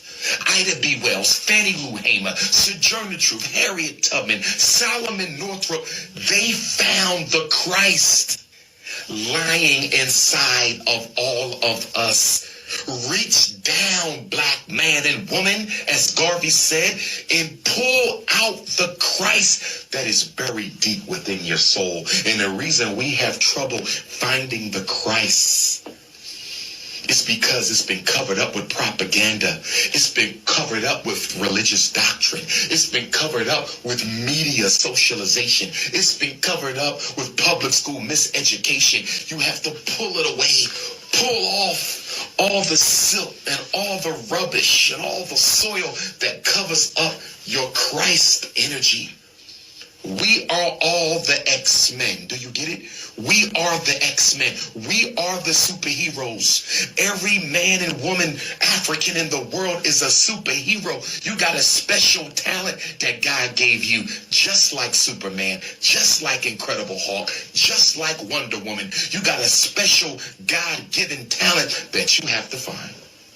And by the way, all those comic book characters are stolen African deities. By the way, all those comic book characters are stolen African deities. By the way, all those comic book characters are stolen African deities. Superman is an archetype of Shango. Thor is an archetype of Shango. Incredible Hulk is an archetype of Ogun. Wolverine is an archetype of Ogun. Wonder Woman is an archetype of Oya. Aquaman is an archetype of Olokun. Every single superhero that exists was created, fabricated, and plagiarized from the divine conscious energy and information through which God sent the Orishas, the Loas, the Abusums, and the Netters. We are divine. We are divine. And we're going to have to find our divinity in order to achieve our liberty. We're going to have to find our, not no religion. Stop running to religion. You can't find divinity in a book. Your divinity is in no book. I have the Bible, I have the Quran. I read them both. I love those books. They don't compare to the Holy Odu Ifa, but I love those books. I read the Old Testament. All of those books are plagiarized versions of the traditional African Medu Neter and other Nile Valley spiritual texts. So I don't have no problem with the Bible. It was taken from me. I have no problem with the Quran. It was taken from me. I have no problem with the Old Testament. It was taken from me. So I'm not against religion, but you cannot find your divinity in nobody's book, in nobody's church, in nobody's mosque. The only place you're going to find your divinity is in you. The only place you're going to find your divinity is in you. No priest can give it to you. No preacher can give it to you. No bishop, no saint, no imam. The only place you're going to find God, the only place you're going to find your own personal connection to the Most High consciousness that runs this world is in you. You can go to church. That's where you fellowship with people looking for God. You can go to the mosque. That's where you fellowship with people looking for God. But the most holy place, the most sacred place in all of humanity, the most sacred place in this universe, and only there will you find your creator waiting to meet you. And that is right here, in the heart of heart and in the soul of souls, brothers and sisters. That is right here, in the heart of heart and soul of souls. And that's why Jesus started in the temple, but he had to get out. Muhammad started in the temples, but he had to get out. Buddha started in the temples, he had to get out. Krishna started in the temples, he had to get out. Religion is a bridge. It is not a home. Religion is a bridge. It is not a home. Religion will take you from point A to point B. It cannot take you to divinity. Only you can take yourself there. Only you can take yourself there. God's chosen people. The biggest lie told is that religions were chosen. God didn't choose the Muslims. God didn't choose the Christians. God didn't choose the Hebrews. God's chosen people are African people. The firstborn of God is the African. The firstborn of God is the African. The Bible says, blessed be the firstborn. If blessed be the firstborn, the African man and woman are the firstborn of the Creator. We are the chosen ones. That's why nobody likes us. That's why nobody likes you. Not the Arab, not the Indian, not the Chinaman, not the Anglo-Saxon, not the Jew, not the Mexican. Nobody likes you. Everyone's jealous of you because you are the chosen ones. Stand up and claim it. Stand up and claim it. This is the Prince of Pan-Africanism. Now, ẹ káàbọ̀ padà. Ẹ má bínú o, tó bá ṣe díẹ̀, tó ló dàbí pé ẹ̀rọ ìbánisọ̀rọ̀ tó máa ń wà ní stúdíò níbi tí mò ń lò, ó wà nínú ibi tí mo fi pamọ́ sí láti ìgbà tá a ti ṣe ètò. Màá dìde, màá lọ mú wá nítorí ẹni tó bá fẹ́ pè wọlé tó fẹ́ dá sí ètò. Tẹ́ bá ní nǹkan kan àbí méjì tẹ́ fẹ́ sọ. Ṣé mọ̀ pé ọ̀pọ̀lọpọ̀ ohun tí ó ń sọ la ti ń sọ fúnra wa tipẹ́, la ti ń gbìyànjú àti ṣàlàyé ẹ̀ fúnra wa, ṣùgbọ́n ó dàbí pé kí ni wọ́n ń sọ gan-an. Àfi ẹni tí ò bá fi ara balẹ̀ àbí tí ò ṣetán láti process information ló sì máa sọ pé ọ̀rọ̀ yìí ò tí ì yé òun. Ohun tí ò yí tí ò wá ọ̀bẹ ni. Kó tó wá di pé a tẹ̀síwájú, màá play ohun kan nísìnyí. Mo fẹ́ kẹ́ ẹ tẹ́tí kẹ́ ẹ gbọ́ ohun tí wọ́n ń sọ ńbẹ̀. Ẹni tó ń sọ̀rọ̀, ẹni tẹ́ ẹ gbọ́ ohun ẹ̀ tán tó sọ̀rọ̀ tán yìí náà ni. Mo sọ̀rọ̀ kan fún wa, mo ní tí aláwọ̀ dúdú ò bá bọ́ lóko ẹrú pátápátá káàkiri àgbáyé, mo ló bẹ̀rẹ̀ látọ̀dọ̀ àwa ọmọ Yorùbá. Ṣùgbọ́n ṣe rí fún àwọn èèyàn bíi Dr. Umar Ifatunde Johnson, àwọn máa ní ó bẹ̀rẹ̀ látọ̀dọ̀ Nigerians because ibi tí story yẹn, tí ìtàn yẹn tó yé àwọn ọmọ, ibẹ̀ làwọn ti ń gbé, tí wọ́n ti ń sọ̀rọ̀. Nítorí pé àwọn ò sí nínú ilé, àwọn ò mọ kùnkùndùn nǹkan tó ṣẹlẹ̀ gangan. So gbogbo ọ̀rọ̀ àwọn bàbá Ọbáfẹ́mi Awólọ́wọ̀ ń sìn, òun lè má gbọ́ rí. Gbogbo first television in Africa, nǹkan yẹn, òun lè má gbọ́ rí. What made Nigeria great, òun lè má mọ̀. But ohun tó mọ̀ tó dá lójú ni pé ní Áfríkà o, ìlú tí wọ́n ń pè ní Nàìjíríà o, ó ní nǹkan kan ṣe pẹ̀lú òmìnira gbogbo Áfríkà. Now, by the time tó bá mingle more with people like us and we start telling him all this stuff, that is when he will be able to narrow it down. Ẹ wo ohun gangan, ẹ máa wo bí ẹ̀mí ṣe ń ṣiṣẹ́ o. Now, kì í ṣe pé mi ni mo rí tí mo ní Dr. Umar Johnson, orúkọ kan sì wà tó ń jẹ́ Ifátúndé o. Àwọn ẹ̀yà kan sì wà tó ń jẹ́ Yorùbá, ibẹ̀ mo ti wá. No. He did his own research, his own findings. Ó dẹ̀ tọ̀ àwọn tó máa tọ̀ lọ. Nínú counseling tí wọ́n fún ló ti choose orúkọ tó choose yẹn. So let's ask ourselves, why did he choose a Yoruba name? Why not an Igbo name or an Hausa name? Why? Kí ló dé tó jẹ́ pé Yoruba name gangan ló mú? Kò tún wá mú orúkọ lásán, ó mú orúkọ nínú Ifá. Inú Ifá ló ti lọ mú orúkọ. Orúkọ tèmi àtẹ̀yìn ń sá fún tá à ń kọ̀ lẹ̀. Orúkọ tí wọ́n fún ẹlòmíì tó dídì yí padà pé ẹ mọ̀ pè mí ní Ifátúndé mọ́ o. Ẹ mọ̀ pè mí ní Jésù Túndé. Àbí tó yí orúkọ yẹn padà pé ẹ mọ̀ pè mí Muhammed. Òun lèèyàn kan lòun dìídì. Bẹ́ẹ̀ ni ìyá mi, òun lèèyàn kan dìídì. Wọ́n fún ní orúkọ Umar Johnson. Ó ní rárá o. Ó wá orúkọ Ifá lọ fúnra rẹ̀. Ó gba orúkọ Ifá láìsí ẹni tó fi tipátipá mú lọ àbí fún. But I always ask myself, why did he choose that particular name? And why a Yoruba name? Then why all of a sudden this man has interest in all these deities, all these gods? And all these deities, gods, happen to come from Yoruba land. And this man chose a Yoruba name from Ifa. For me, it makes sense. There is a message in there. And I can sense something. And with the passion with which he's speaking and everything I can see about him, I can tell that's a man on a mission. Even nowadays, while most African Americans tend to hate us, currently Nigerians, because we are still Nigerians, àti ìgbà òmìnira wa, àti ìdáwà, ó ti yé yín. So while most African Americans still hate us and still even see us as threats, he is embracing us and he is actually acknowledging, no, we are special beings, we are special people. Now, ẹ jẹ́ kí n sọ nǹkan kan tó funny fún yín. Even today, mi mọ̀ bóyá ẹni tèmi àti ẹ̀ jọ ń ṣiṣẹ́ lọ́fíìsì, ó lè wà lábẹ́ ètò Yorùbá ni.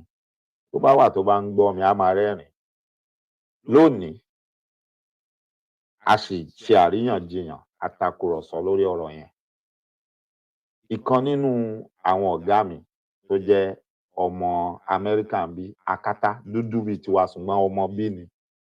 Àwọn generation tán kó wá tó yẹ pé wọ́n tiẹ̀ mọ̀ bí tí àwọn ìrandíran wọn ti wà ní. ó wà títí èmi àtẹnìkejì mi tí mò ń sọ yẹn ó ní you know Nigerians they are so smart because ó gbọ́n pa nǹkan tí èmi àtẹ̀kejì mi yẹn tá à ń ṣe orí bí everybody ṣe ń máfù tí wọ́n ń sọ̀rọ̀ tán sọ wá you know Nigerians they are great they are very brilliant they are very talented but the bad thing is they are not using it the right way they are using it the wrong way mo wá challenge ẹ pé okay èmi ń kọ́ ó ní no I'm not talking about you only but majority of you guys you are brilliant you are talented but you are using it the wrong way kí n tó sọ̀rọ̀ ó ní especially here in Atlanta bó ṣe sọ pé especially here in Atlanta ibẹ̀ ni mo ti pick it up mo ní okay mo ní what do you mean can you explain ó bá ní yes ó ní majority of you guys in Atlanta here I know ìgbà tó máa sọ̀rọ̀ kí ló máa sọ fraud ló fi ń describe wa fraud that is why he was saying everything he was saying ó ní bá a ṣe ní brain tó meanwhile there was another guy tó dúró tì wá he's a Jamaican most Jamaicans will say they are not Africans even when they see you as a Nigerian they can attack you and say you are too proud or anything but this one is one of those ones that actually recognize pé àwọn Nigerians they are my brothers òun tiẹ̀ máa ń sọ ni in fact voice tẹ́ máa gbọ́ yìí tí Dr. Omar Johnson tó ń sọ̀rọ̀ yìí òun ló forward ẹ̀ sí mi pé listen my brother listen to what Dr. Omar Johnson is saying here again eléyìí òun ready láti identify in fact he was picking up a fight with the other guy tó ń sọ pé Nigerians are fraudsters ó dìde sí lọ́rùn ni pé what do you mean ó wá sọ fún ni don't you know I'm one of them yes I'm a Jamaican but I know I'm from Nigeria because we Jamaicans we have the same spirit that the Nigerians have ibi tí mo ti wá ń bí pé what do you mean tá a ti wá sọ̀rọ̀ ló wá ní I'm going to send you a video Dr. Omar Johnson mo wá ní I know him I listen to his podcast ló wá ní okay so fún ẹ̀yin tẹ́ bá nífẹ̀ẹ́ náà Dr. Omar Johnson is on TikTok you can see that video I was using I pick it from TikTok he's on TikTok you can go in TikTok and search for his name Dr. Omar Johnson he's going to pop up go and listen to all his lectures he's a very intelligent person I promise you are going to learn a lot not just about Africa about varieties of topics go in there you will learn a lot from him. Èmi máa ń sọ fún wa lọ́pọ̀lọpọ̀ ìgbà. Ibi tèmi bá ti rí omi ọgbọ́n bù mu, èmi ò ń ṣe ẹni tí ó máa gbé nǹkan pamọ́ pé ìwọ lè lọ bẹ̀ kó mú tọ́pìkì kan bẹ̀ kí wọ́n gan kó wá ṣàlàyé ẹ̀ gan kó tún dùn ju eléyìí tèmi ń ṣe lọ. Táwọn èèyàn tún kẹ́kọ̀ọ́ ń bẹ̀. Torí kì í ṣe ta ló ṣe tá a fi rí kinní ṣe àbí tí kinní fi ṣẹlẹ̀ lọ́dọ̀ tèmi. No, àní ká ti ṣe kí nǹkan tá à ń fẹ́ kó ti rí bá a ṣe fẹ́ kó rí ìyẹn ló jẹ́ èmi lógún. I'm not here to drag, dwell, or fight with anybody on who is superior, who does it best, who doesn't do it right. I don't care. The end result is what I care about. What we want to achieve after all is said and done. Ìyẹn gangan ló jẹ́ èmi lógún, ìyẹn ni mo fẹ́ mọ̀. At the end of it all, are we all going to embrace each other, clap for ourselves, and say, well done, my brother, well done, my sister? Even though àti búra wa, àti jà, àti tutọ́ síra wa lójú nígbà tá à ń ṣe. But at the end of it all, tí end result yẹn tó bá mú nǹkan tó dáa jáde fún wa, tẹ́lí gbogbo ìjà wa, gbogbo ariwo wa yẹn, a máa padà kíra wa, a máa hug ara wa, a máa embrace ara wa.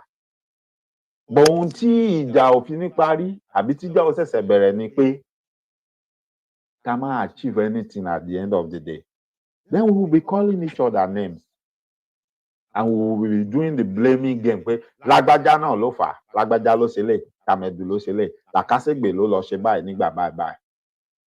Gbogbo ẹni tó ti ṣe nǹkan tí ò dáa, ara ohun tó sì lè mú pé kọ́rọ̀ yẹn má ìtàn lẹ̀ ni pé tó bá jára àgbésẹ̀ tí wọ́n gbé gbà yẹn ló ṣokùnfà bí nǹkan ṣe ń drag nsìn until tá a bá fix the problem yẹn ọkàn everybody ò lè kú òun bẹ́ẹ̀ àwọn until tá a bá rí true repentance lọ́dọ̀ wọ gangan tí ṣe pé òun tan rẹ̀ tó lóun tan àwọn èèyàn kan lè di adìndìnrín kan máa tẹ̀lé ẹ o you know.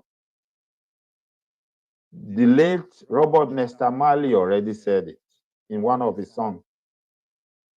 Ìyẹn Bob Marley, ó ní, you can fool some people sometimes, but you can't fool all people all the time. Bẹ́ẹ̀ni, ó lè tan àwọn kan jẹ nígbà kan, ṣùgbọ́n ò lè tan gbogbo wa jẹ ní gbogbo ìgbà, kò ṣeé ṣe, kò possible. Bó bá sì ń parọ́ tan rẹ̀ tó ló ń tàn yàn, ara ẹ̀ ló ń tàn, kò ń ṣe anybody. That is why kò sẹ́ni tí ò lè ṣe mistake, but tó bá ṣe mistake, then let there be true repentance and let it be seen, not, you know, again pretend. Yá pé wèrè lọ́kọ ìyàwó, káṣí sàn tó ń dun ni. Kò ṣe nǹkan tí ò dáa kó tún mọ double down lórí ẹ̀. No, it's not going to fly, except until when tá bá achieve nǹkan tá fẹ́ achieve. Then maybe everybody will now say, well, ẹ kàn tiẹ̀ já gbàgbé ẹ̀ ṣe bá ti rí nǹkan tá là ń fẹ́. Ṣùgbọ́n níwọ̀nba àgbà tá bá ti rí nǹkan yẹn, the only way out fún ẹ náà ni pé jẹ́ káwọn èèyàn rí ìrònúpìwàdà lẹ́kùnrẹ́rẹ́, kì í ṣe talágídí, kì í ṣe tó ní pé mo máa bambú sóòwé mi, kò sẹ́ni tó lè mú mi. Nobody is invaluable in this journey. Kò sẹ́ni kankan tó dẹ̀ lè hold the struggle yẹn to ransom. Nobody, no individual. So the earlier the better tí gbogbo wa ta understand the kini. Everybody dẹ̀ ló ní role tó máa play. Role tiẹ̀, ó lè jẹ́ mi ni mo máa ràn ẹ́ lọ́wọ́ tí mo máa point ẹ towards that direction, even without calling you, even without talking to you, even without telling you. Ó lè jẹ́ mo máa ṣètò bí irú bá ṣe ń ṣe yìí sìn. And you will see something. Wà á dẹ̀ ní, mo ní interest, èmi náà dẹ̀ lọ ṣe nǹkan báyìí. Wà á dẹ̀ ṣe, ó dẹ̀ máa wá work fún ẹ far better. Jẹ́ n lọ mú àpẹẹrẹ fún ẹnu Bíbélì. Wo John, wọ́n ṣe pé kó wá ṣe kí ni? Wọ́n ní he was sent as a forerunner to prepare the ground for who? For Jesus Christ. Mo lò yẹn gẹ́gẹ́ bí ẹ̀kọ́ tí mo kọ́ nínú Christianity tó dẹ̀ yé mi. John was sent. John the Baptist ni mo ń sọ o, because ṣe wọn pé John kan kọ́ la ní. John the Baptist was sent as a forerunner to prepare the ground for Jesus Christ, right? So John came and played his role, and John has to come and play that role for Jesus' mission to be fulfilled. Bẹ́ẹ̀ náà ni gbogbo wa ṣe rí síra wa. Gbogbo wa, we are just like little parts in a wristwatch. Ẹ máa wá go tó máa ń lo swindle yẹn, tó máa ń wine yẹn. We are all just like little parts in that watch. Tí kan nínú àwọn tiny little parts yẹn bá yọ sọnù, aago yẹn máa dúró, kò ní ṣiṣẹ́ mọ́. Ìgbà wo ló máa tó ṣiṣẹ́? Ó dìgbà tán bá gbé lọ́dọ̀ ẹni tó máa túṣe. Tán bá gbé dọ́dọ̀ ẹni tí ó túṣe, tán bá ní part yẹn ti yọ dànù wọn rí mọ́. Ẹni tí ó túṣe yẹn ní láti wá another one tó máa ṣe the same function láti replace ẹ̀. Tí ò bá rí, aago yẹn ti condemn, á ní kán lọ ra míì. Wọ́n á wá ṣe kí ni? Wọ́n á wá máa tú lẹ́yọ ẹyọ ní páàtì. Òun là ń sọ fẹ́yìn kan pé ẹ má sọ struggle ìdìrú aago tí wọ́n sọ pé páàtì tó yọ dànù yẹn à lè rí mọ́. A máa lè máa wá tú lẹ́yọ ẹyọ ká máa fi repair tẹlòmíì tó bá tún ti ní problem. A wá máa yọ páàtì tó dá ń bí eléyìí, a máa fi sí yẹn. Òun là ń sọ fẹ́yìn kan pé ẹ má jẹ́ kọ́rọ̀ wa rí bẹ́ẹ̀. Ẹ tiẹ̀ má jẹ́ kí páàtì kankan bàjẹ́ débi tí ó yọ sọnù. This is what we are advising each other. Ìyẹn ọdẹ ń ṣe pé ẹnìkan wá fi ń sọ pé òun gbọ́n ju ẹnìkan lọ, àbó òun mọ̀ ju ẹnìkan lọ. Àtọjọ́ táláyé ti dáyé ló ti rí bẹ́ẹ̀, bí ó dẹ̀ ṣe máa rí nìyẹn táyé ó fi parẹ́. Ìyẹn táyé bá máa parẹ́, because I don't know, àwọn kan ló sọ bẹ́ẹ̀ fún wa. I don't know bóyá ayé máa parẹ́. Ayé ó parẹ́. Àwọn ń túlù tí wọ́n ṣe. Àwọn ń project into the future for the next 50, 60 years. They are already advancing and thinking. Ipe báwo la ṣe fẹ́ rí kí la fẹ́ kó máa ṣẹlẹ̀ lọ́dọ̀ wa in the next 60 years. But they are telling you, wọ́n gbé ìwé kan lé wọ lọ́wọ́ tó ń sọ fún ẹ pé the world will end tomorrow. Ìyẹn ni wọ́n ń dwell on. Ibẹ̀ ni wọ́n jókòó sí. While they are coming on your land, àwọn ni wọ́n ní nǹkan kan o. Àwọn dẹ̀ ni wọ́n ń jẹ èrè tó pọ̀ jù lórí ohun tó wà lọ́dọ̀ tiẹ̀ tí wọ́n ní. So it is high time. Part of the message Dr. Omar Johnson is trying to pass out there. Okay. Stop searching for what is not lost. You are looking for redemption. You are looking for God. God is not in space. God is not in the church. God is not in the mosque. God is right here, right here. I've told you several times. I've found him. He's right here in your heart. He dwells with you. He lives with you. Ìwọ ló ń wá ohun tí ò sọnù kiri. Ohun tí ò sọnù tó ń wá kiri yẹn, òun náà ṣe wá ń tàn ẹ́ jẹ. Wọ́n sọ ẹ́ di bọ́ọ̀lù tí kálukú ń gbá. Wọ́n sọ ẹ́ di bọ́ọ̀lù tó ní kálukú ń gbá anyhow. Why they thrive, why they dwell in luxury, people live in abject poverty. Why they fly in their private jet and go wherever they like? If they like, wọ́n lè decide pé lálẹ́ yìí, Paris ni mo ti fẹ́ lọ jẹ dinner. As long as somebody ní visa, they will board their private jet, they are going. Ìwọ ló lè ṣe bẹ́ẹ̀. Ìwọ ni ọmọ rẹ ń wú ẹ lójú tí ń sunkún tẹ́bí ń pa tẹ́ ẹ̀ ní gàrí tó fún mu nínú ilé yìí. But the same you, ìwọ ló fẹ́ wá sórí internet tó fẹ́ wá bẹ́ mi jà pé nǹkan tó ń sọ yẹn ò dáa. You are saying something. Ìwọ ló mọ̀ sọ fún mi pé God does not want that. I rebuke you in Jesus' name. How many people did Jesus rebuke? As in, I'm talking about human beings. I'm not talking about spirits. He casted spirit away. I'm not a spirit. I'm a human being. So how many people, living beings, individuals, did Jesus cast away? How many? None. Zero. Nada. So why would somebody wake up and be saying, Yakinikan, I cast you away, I banned you? Am I an evil spirit? No. I'm an image of God. God created me in his image. So why would you be saying such to me? And you are still trying to prove we were right, a minimum wrong. You are the one looking for what is not lost. Èmi ò wá nǹkan tí ò sọnù káàkiri. Ọlọ́run mi, ó wà níbí, ó wà lọ́dọ̀ mi. Ó dẹ̀ ń ṣalákòóso mi, ó ń darí mi, ó ń darí ìrìn ẹsẹ̀ mi. Ó dẹ̀ ń tọ́ mi sọ́nà pé kí n má ṣe nǹkan ṣe. Now, let's go to this video ni, but I'm going to play the voice. Àjọ máa gbọ́. This is Dr. Omar Johnson.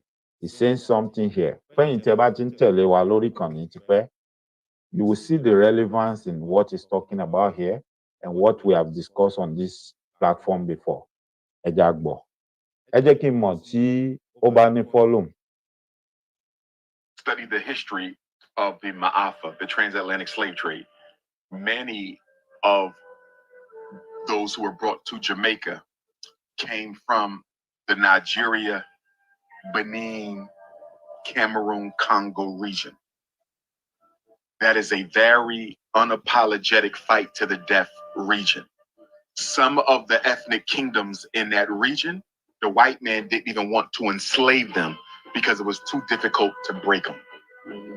Jamaicans still have that spirit. They are indomitable as a people.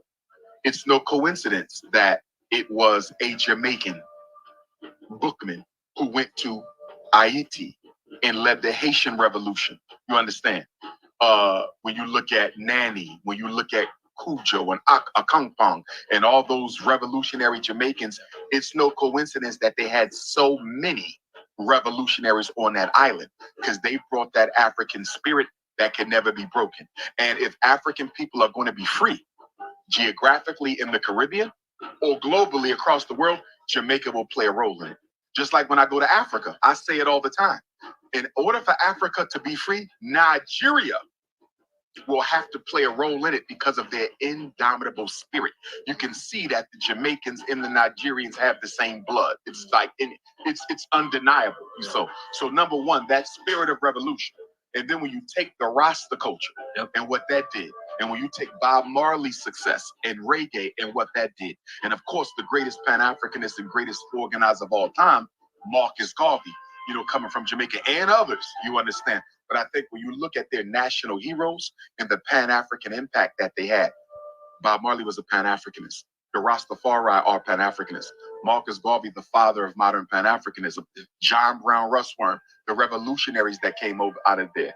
Even to the slave revolt leaders, Sam Sharp, Paul Bogle. When you look at the Pan-Africanist nature that is at the foundation of the revolutionary Jamaican spirit, it helps you to understand why they are so feared and loved around the world. They're so unapologetic that when some people are trying to kick off revolutionary movements, if they're not sincere, they will scream for the Jamaicans. They want to make sure I don't have no Jamaicans in this, because I know when the Jamaicans come, they come to war.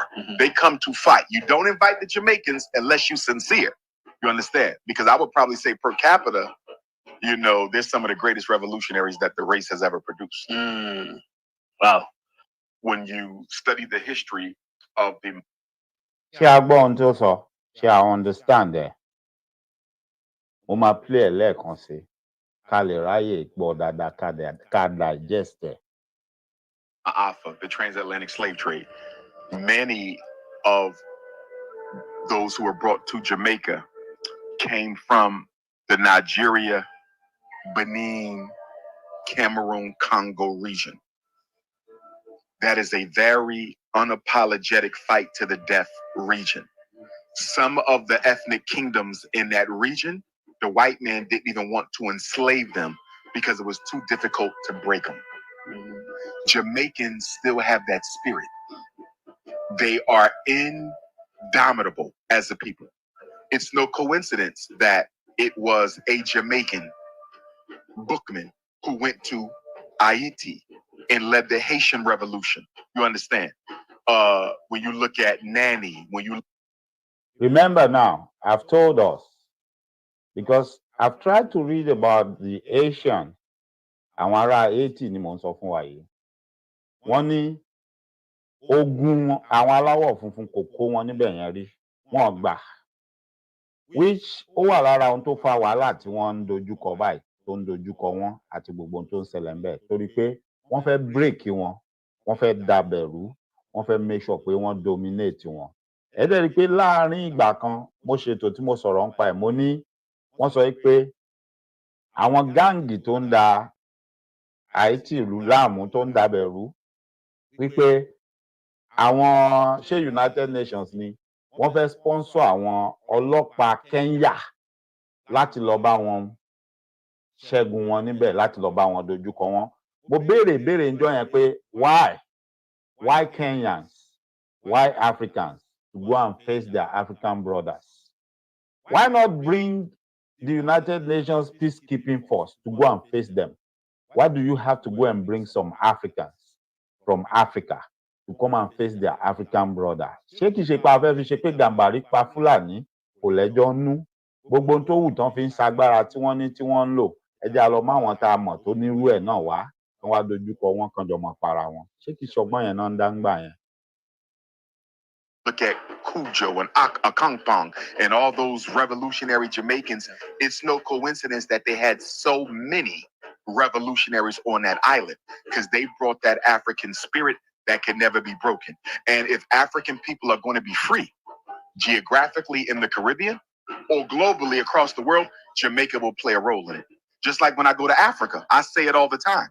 In order for Africa to be free, Nigeria will have to play a role in it because of... Mo ti gẹ́gẹ́ bí béèrè tí màmá wa tí wọ́n béèrè, mo ti ṣàlàyé kínní nínú ètò rí tẹ́lẹ̀tẹ́lẹ̀, títí ẹ̀ṣẹ̀ méjì tí iṣẹ́ mẹ́ta. Mo ní gbogbo ariwo táyàn máa ń pa Nigeria giant of Africa, Nigeria this, Nigeria that, no, mistake ni. Giant of Africa came out of all the great things tí Nigeria ṣe nígbà tójú dúdú tó jẹ́ pé even while France and the rest of them were still languishing in darkness tí wọ́n mọ nǹkan tó ń jẹ́ television, Western region ti ní TV station tí wọ́n ti ń rán ọ̀nà ẹ̀ tí àwọn bàbá Awólọ́wọ̀ àti àwọn tó jọ ń ṣèjọba ti ṣe. That greatness, ẹ rántí pé ọ̀pọ̀lọpọ̀ àwọn ilé tí wọ́n fi ń ṣe Nigerian High Commission lénìí tíjọba Nàìjíríà sọ di tiwọn, Western region ló ní. Àwọn bàbá yẹn ti ṣe gbogbo kinní yẹn. Ojú Yorùbá tètè là, Yorùbá dẹ̀ tètè ṣe kinní, Yorùbá tètè sáré láti gòkè àgbà. Ìyẹn ni àwọn èèyàn wọ̀nyí rí lẹ̀rú bà wọ́n pé no, a gbọ́dọ̀ dá àwọn ẹni lẹ́kun, a gbọ́dọ̀ dá wọn dúró. Òun lẹ ṣe rí gbogbo ìyà tó jẹ Yorùbá yẹn, òun ló ṣe jẹ wọ́n. Bọ̀ṣẹ́ wá rí àwọn èèyàn tó ń wò wá látìta tí wọ́n mọ gbogbo irú history yìí, tí wọ́n mọ gbogbo ohun tá à ń sọ yìí. Sọ pé tọ́ bá tiẹ̀ máa gbọ́ tàn yẹn sìn wọ́n, èèyàn kan lè sọ fún un pé in the whole of Africa, Nàìjíríà ló kọ́kọ́ ní TV station. Ṣé mo pé wọ́n sọ fún wọn pé Western region kan ní Nàìjíríà, àwọn Yorùbá? No. What they will hear is, in the whole of Africa, Nigeria was the first to start developing or to first develop. Nobody is telling them there is a place where Nigeria used to be Western region, Eastern region, Northern region. Nobody is telling them all that. All they know is Nigeria, Nigeria, Nigeria. Just the same way that all they know is Tamale nìkan ṣe kinní kan tí ò dáa. Gbogbo wa náà ni wọ́n á fojú ẹ̀ wò pé àwọn Nigerians. Ẹ wo orú eléyìí tí mo sọ fún yín sìn pé èèyàn kan sọ ń biṣẹ́ lẹ́nìí. Ọ̀dọ̀ ó mọ èmi, ó mọṣẹ́ tí mò ń ṣe, ó dẹ̀ respect iṣẹ́ mi. Out of that respect, pé ẹ̀yin bọ̀bọ̀ yìí, Ọlọ́run fún yín ní ìmọ̀, ó fún yín lọ́pọlọ, ẹ tún wo nǹkan tẹ́ ẹ tún ṣe. Inú èròǹgbà yẹn ló mú ọ̀rọ̀ tó sọ jáde yẹn jáde pé ẹ̀yin Nàìjíríà yìí, Ọlọ́run fún yín lọ́pọlọ, ẹ mọ̀ nǹkan gan o. Ṣùgbọ́n pọ̀lọpọ̀ nú yín, ọ̀nà tó lòdì lẹ́ ń lò ó sí, ọ̀rọ̀ ló gbé nú débẹ̀. So ṣe rí pé kò separate ẹ̀. Ó lè jẹ́ àwọn tó mọ̀ yẹn tó ń sọ yẹn sìn, wọ́n lè má jẹ́ Yorùbá, wọ́n dẹ̀ lè jẹ́ Yorùbá. But òun ò mọ̀ yàtọ̀. Nigerians ni Nigerians ń jẹ́. So all this greatness they are talking about Nigeria, wọ́n mọ̀ pé Western region ló ti bẹ̀rẹ̀, ló ti ṣẹlẹ̀. That TV station tá à ń sọ yẹn sìn, kí ni wọ́n ń pè é sìn? NTA, Nigerian Television Authority. So tó bá sọ history yẹn, they will say, so that TV station is what they call NTA now. So if everybody hears that story and they get to know that it belongs to the federal government, nobody will sit them down and explain to them that actually it used to belong to the Western region. But when we change our pattern of government, it was transferred to the federal government. So when they are now talking about, Nigeria is the giant of Africa, Nigeria is great, Nigeria can do this, Nigeria can do that, based on past events and experience, ni wọ́n ti ń sọ̀rọ̀. But what most of them don't know ni pé ilẹ̀ Yorùbá ni most of it, those developments tí wọ́n ń gbọ́ yẹn ló ti take place. It was just transferred to the Nigerian government. Òun làlàyé tó wà láàrin yẹn lórí ohun tó ń sọ. Ẹ rí pé ó ní irú ẹ̀mí kan, ẹ̀mí ìjìjàǹgbara, ẹ̀mí má tẹrẹ̀ sí mi lára, ẹ̀mí má rí mi fín, ó lóun ló wà nínú wa àtàwọn Jamaican. Ó ní ṣùgbọ́n nínú ìtàn, ìwádìí ti fi hàn pé àwọn èèyàn tí wọ́n ń pè ní Jamaicans lénìí, most of them were taken from Nigeria, Benin Republic. Tẹ́ bá wo gbogbo àwọn ìlú tó dárúkọ yẹn náà, ẹ lọ wádìí ẹ̀ dáadáa, Yorùbá ló máa pọ̀ láàrin wọn. Ṣé à ń pè ní Benin? A wà ń bẹ̀. Àbí? So ẹ rí i pé ẹ lọ wo gbogbo àwọn ìlú tó dárúkọ, èwo ni Yorùbá ò sí ńbẹ̀? Èwo ni Yorùbá ò sí ńbẹ̀? So ó ní mo ṣe ní nígbà míì ṣe rí ta bá ń gbọ́ àwọn lecture àbí messages mi a máa ní láti farabalẹ̀ dáadáa ká lè digest ẹ̀ kó lè yé wa tá bá farabalẹ̀ a ní rí digest tá bá farabalẹ̀. Indomitable spirit. You can see that the Jamaicans and the Nigerians have the same blood. It's like it's undeniable. So number one, that spirit of revolution. And then when you take the Rasta culture and what that did, and when you take Bob Marley's success in reggae and what that did, and of course the greatest Pan-Africanist and greatest organizer of all time, Marcus Garvey, coming from Jamaica and others, you understand. But I think when you look at their national heroes and the Pan-African impact that they had, Bob Marley was a Pan-Africanist. The Rastafari are Pan-Africanists. Marcus Garvey, the father of modern Pan-Africanism. John Brown Rushworm, the revolutionaries that came over out of there. Even to the slave revolt leaders, Sam Sharp, Paul Bogle. When you look at the Pan-Africanist nature that is at the foundation of the revolutionary Jamaican spirit, it helps you to understand why they are so feared and loved around the world. They're so unapologetic that when some people are trying to kick off revolutionary movements, if they're not sincere, they will scream for the Jamaicans. They want to make sure I don't have no Jamaicans in this, because I know when the Jamaicans come, they come to war. They come to fight. You don't invite the Jamaicans unless you're sincere. You understand? Because I would probably say per capita, they're some of the greatest revolutionaries that the race has ever produced. Wow. When you study the history of the Ma'afa. ṣé ẹ ti gbọ́ dáadáa lẹ́nu ẹ̀ ṣe gbọ́ ohun tó sọ so gbogbo ohun tó sọ yẹn òótọ́ ni a ti sọ lórí ètò yìí several times òun náà la ṣe ń sọ fúnra wa pé ìgbà wo ló máa yá ìgbà wo ló máa ṣẹlẹ̀ nobody knows bó ṣe rí nǹkan tó ní kálukú wa ibi tá a bá limit ara wa mọ́ nípa information tí à ń gbọ́ àbí ìwọ̀nba information tán bá disseminate sí wa nìkan òun la mọ̀ ọ̀pọ̀lọpọ̀ ń wò pé àwọn nǹkan kan sọ̀rọ̀ this thing has gone beyond all that ó ti kọjá gbogbo yẹn I can bet it a rí láàrin wa ń bí tó jẹ́ pé lómi wà tó jẹ́ pé this is the first time tó ń gbọ́ orúkọ ẹni àbí tó ń gbọ́ tẹ́ni yìí ń sọ̀rọ̀ kò tiẹ̀ mọ̀ pé nìkan wà tó ń jẹ́ bẹ́ẹ̀ talkless of pé yóò wá mọ ibi tó ti wá tí ó wàá fi mọ̀ pé ẹni mọ̀ ń pa àwa ẹ̀yà Yorùbá tó báyìí tó ti ń sọ̀rọ̀ ń pa wa tó báyìí tó nǹkan dẹ̀ ti ń sọ bígbà téèyàn ń sọ àsọtẹ́lẹ̀ tó ti ń sọ̀rọ̀ bígbà téèyàn ríran tó ń sọ àsọtẹ́lẹ̀ pé bí àwọn nǹkan báyìí bá máa ṣẹlẹ̀ ẹ wá padà lọ sínú orin àkọmọ̀nà wa tá à ń kọ lélẹ̀ tí ó ní màmá wa tí wọ́n kọ yìí ó ní mo gbé sójú ìran tí gbogbo wa ń wò yìí ṣé ó bá analysis àti analogy tí Dr. Omar Ifatunde Johnson tó ń ṣe yìí ṣó bá mu àbí kò bá mu ṣó jọra wọn àbí kò jọra wọn this man speaking kò gbọ́ orin àkọmọ̀nà yẹn rí o dá Yorùbá national anthem kò gbọ́ rí o kò gbọ́ rí and if I'm not mistaken rápọn ni ṣé wọ́n ní bàbá Awólọ́wọ̀ ló kọ kínní yẹn àbí bàbá Bọ́lá Ìgè ẹjọ́ ẹni tó bá mẹ́ni tó kọ ẹ rán mi létí ní ìrántí wọn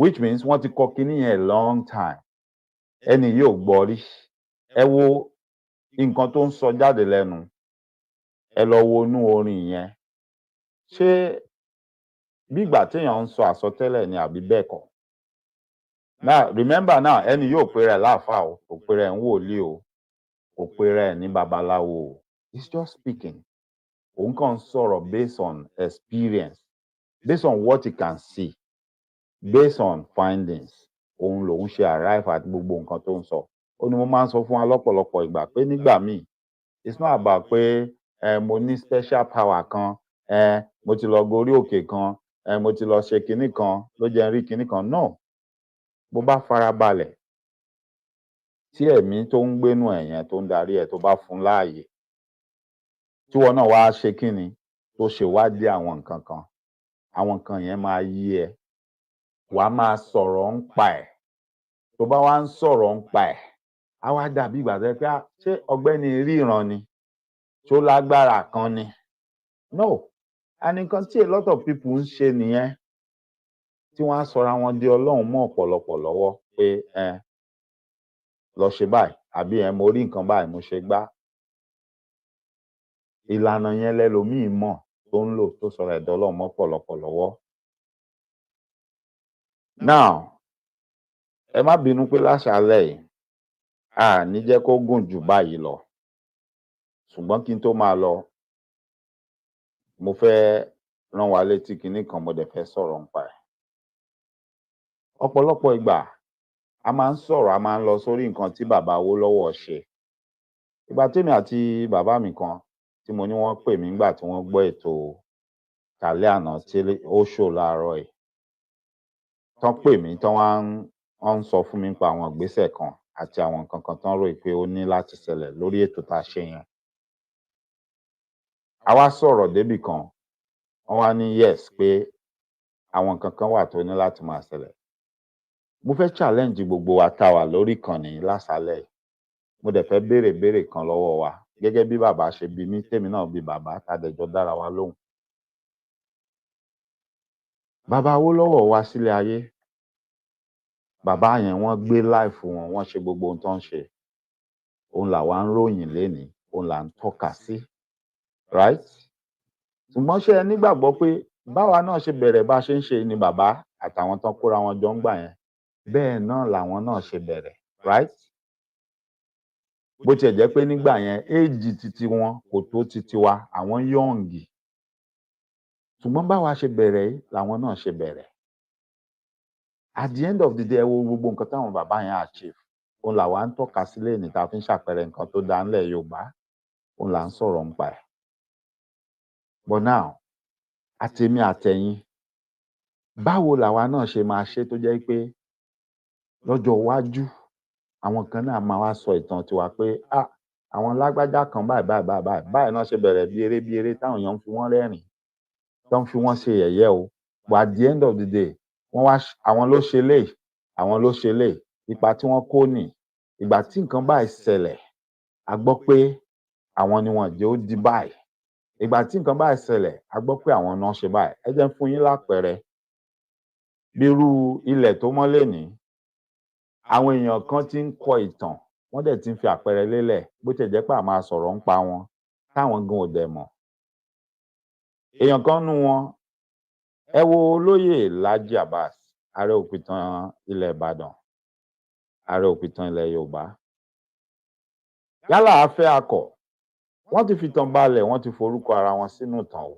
Pé nígbà kan, nígbà tí àwọn èèyàn kan fẹ́ máa tọwọ́ bọ ìtàn ilẹ̀ Yorùbá, tán fẹ́ fi ẹ̀sìn bojú.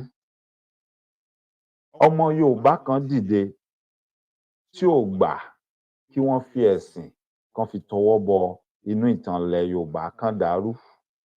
Pẹ̀lú ẹ̀rí tó dájú tó múnádóko, ipa kan làwọn náà kó yẹn o. Right? Ọ̀pọ̀lọpọ̀ wa dẹ̀ kẹ́kọ̀ọ́ nínú ohun tán ṣe, akẹ́kọ̀ọ́ lọ́dọ̀ wọn. Nínú ohun táwọn ṣe yẹn, àwa tún ṣàmúlò ẹ̀. Àwa náà fi ń ṣe kí ni? Ibi táwọn ń gbé dé, tán sì ń gbé lọ tí wọn kúrò ńbẹ̀, àwa náà tún gbárùkù tì wọ́n, a jọ ń gbé lọ. Ó wá ń ṣàtọ́kùn pé gbogbo ìgbà téèyàn kankan bá ti jáde tó fẹ́ máa pàtàn kítàn nílẹ̀ Yorùbá, gbogbo wa wá ń ṣe kí ni? A jọ jáde, a jọ dẹnu bò pé rárá, ìtàn ilẹ̀ Yorùbá ò rí bẹ́ẹ̀. Now, but ṣé ẹnu bẹ̀ yẹn nìkan ni a máa jẹ́ ó mọ̀? Nítorí pé àwọn tí wọ́n fẹ́ jogún kógún wọ̀nyí, wọ́n sì pọ̀, wọ́n sì wà, wọn ò tíì dáwọ́ iṣẹ́ wọn dúró. Wọ́n á dẹ̀ máa jáde ní gbogbo ìgbà. Àmọ́ kí ni a lè ṣe níwọ̀nba ìgbà tí ilẹ̀ Yorùbá ò tíì dá dúró tá à tíì lófin tuntun tó máa sọ pé ẹnikẹ́ni ò lè ṣerú ẹ̀, tá à tíì lófin tó máa dá wọn lọ́wọ́ kò pé kò sáàyè fún wọn láti máa ṣerú ẹ̀. Kí la lè ṣe? Ìgbésẹ̀ wo la lè gbé? Tí ó bófin mu ni o, lábẹ́ òfin tí ó bófin mu, tó fi jẹ́ pé gbogbo ẹni tó bá rò wípé òun fẹ́ máa ba ìtàn ilẹ̀ Yorùbá jẹ́ àbí òun fẹ́ máa bojú ọmọ Yorùbá jẹ́, á lè máa lo ìlànà òfin àti ìgbésẹ̀ òfin láti máa dá wọn lẹ́kọ̀ọ́, láti máa dá wọn lẹ́kun. Léléyìí tí ó wàá ṣàtọ́kùn fún ọ̀pọ̀ tó fẹ́ máa dìde lẹ́yìn wọn tí wọ́n fi máa rò wò lẹ́ẹ̀mejì pé n tó ṣe jẹ́ ń rò ó dáadáa o àwọn báyìí wọ́n wà níbi báyìí o fàpẹẹrẹ ẹ wo àwọn mìyẹ́tì àlà bí nǹkan kan bá ń ṣẹlẹ̀ tó bá ń ṣe àwọn èèyàn wọn kíá wọ́n ti bọ́ síta wọ́n ti fohùn lélẹ̀ kò sí ni tán bá jáde tán bá sọ̀rọ̀ tán bá fohùn lélẹ̀ kò sẹ́ni tó sọ pé òun ò gbọ́ pé wọ́n sọ̀rọ̀ àbí bẹ́ẹ̀ kọ́ ni bẹ́ẹ̀ ni kí ni èmi àti ẹ lè ṣe róòlù wo lèmi àti ẹ lè play táwa náà ó fi rí i pé a ṣe nǹkan kan tí ó wà nínú tàn pé àwọn ọmọ Yorùbá kan ọmọ kéékèèké ni wọ́n o in fact àti ẹ̀ sọ pé oníyẹ̀yẹ́ ni wọ́n aláwàdà ni wọ́n eré ni wọ́n ń ṣe ṣùgbọ́n nígbẹ̀yìn ẹ wo ohun tán ṣe àwọn ni ò jẹ́ kí nǹkan báyìí ṣẹlẹ̀ àwọn náà wá di ẹni tó di pé téèyàn kan bá fẹ́ gbé mú wọ́n á kọ́kọ́ gbé tiwọn rò pé àwọn lágbájá wọ́n bá lọ gbé mi lọ lé kinní kan àbí tán bá ṣe bákan àbí tán bá jáde tán bá sọ̀rọ̀ ṣó ṣeé ṣe fèmí àti yín ṣá lè ṣe é ṣé mo lè fi inú tán yín pébi tá a bá jọ sọ̀rọ̀ síbẹ̀ ní òrì ọ̀rọ̀ àná ò ní di bá mi kò jùmọ́ tó mọ́ ṣé mo lè pè yín kájọ mọ́ sọ̀rọ̀ pé ó yá ẹjá tọ́ bá ẹjá ṣe báyìí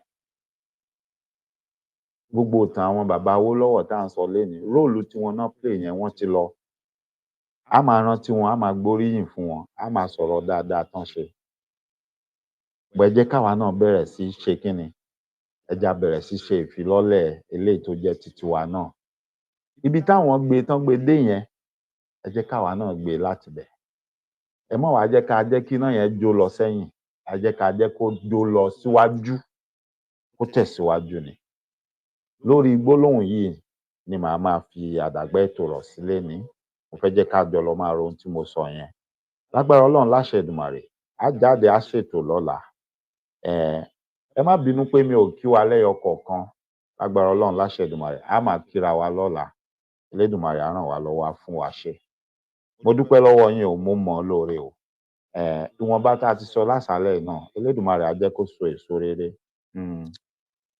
ìròyìn ayọ̀ òun là á gbọ́ lórí àwọn ìgbésẹ̀ kan tí Elédùmarè ti ní pé kó máa ṣẹlẹ̀ lẹ́yìn àsọ Ọlọ́run á ràn gbogbo wa lọ́wọ́ mo ṣe ládùúrà láwọlé sùn pé oorun ayọ̀ ni gbogbo wa ó sùn o àní tójú oorun dójú kú àní tójú àládé kòtò ẹni ẹlẹ́ni ò ní gbà ṣe wá ṣe o lágbára Ọlọ́run láṣẹ Èdùmàrè ọkọ̀ tó ń gbé láyé tó ń sọ̀ lọ́run àtèmi àtẹ̀yin àní bá wọn dẹ́sẹ̀ lé lágbára Ọlọ́run láṣẹ Èdùmàrè àní fojú sunkún kankan náà ọmọ wa àwọn ọmọ wa tó ń pa wá láyọ̀ tó ń pa wá lẹ́rìn wọn ò ní pa wá lẹ́kún o ǹjẹ́ mo wá ń gbà ládùúrà láwọlé sùn àtèmi àtẹ̀yin omi ara wa iṣan ara wa ẹ̀jẹ̀ ara wa kò ní ṣiṣẹ́ tí ó lòdì sí ìṣẹ̀dá wa omi ara wa iṣan ara wa ẹ̀jẹ̀ ara wa kò ní gbàbọ̀dẹ̀ fún wa láṣẹ Èdùmàrè èmi ọmọ yín àbúrò yín ọ̀rẹ́ yín olólùfẹ́ yín Dr. Mike Ọlá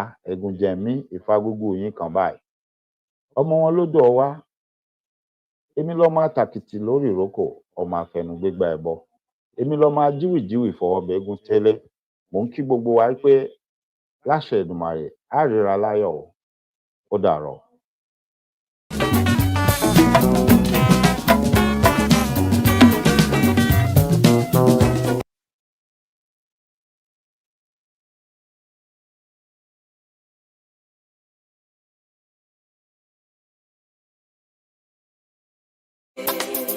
Ọ̀kan ló ní ẹ má torí tèmi ká o, àjà ló ní ẹ má torí tèmi ká o. ìwé fíẹ́fíẹ́. èjìrá bàtàbọ̀ àlọ́kàrà mi ọba ẹ̀rí o. sídìí bìrìbùrà tó fọ bí orí o.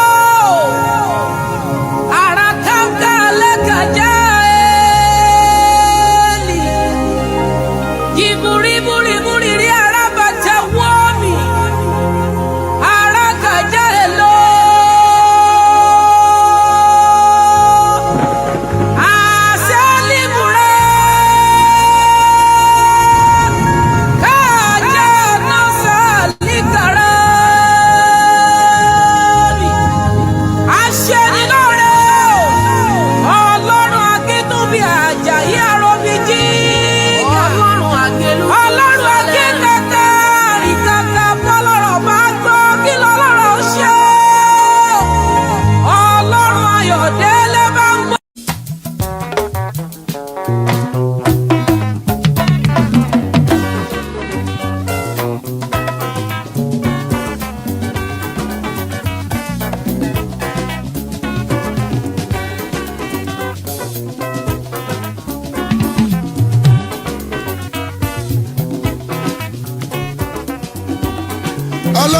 lọ́gbọ́n ajẹ́rọ ló nímọ̀ràn ewé oníyẹmúyẹ àwọn ló ní ètò gúnjẹrẹ.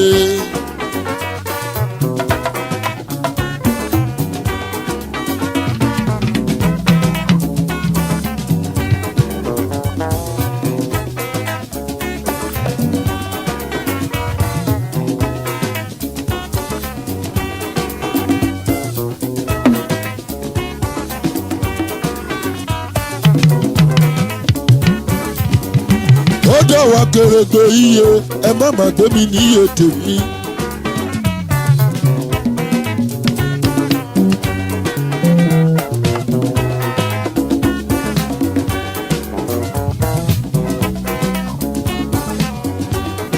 àgbẹ̀tọ́ bá dáre ní kó dákú kó dá tèmi síre.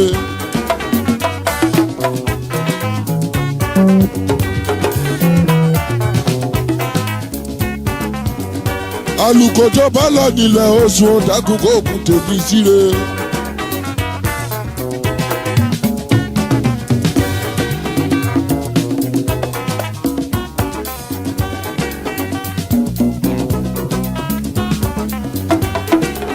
lékeleke ọmọ yèyí ẹlẹ́fun ìbá fún mi ló kan ó kan tèmi ń dórí lo.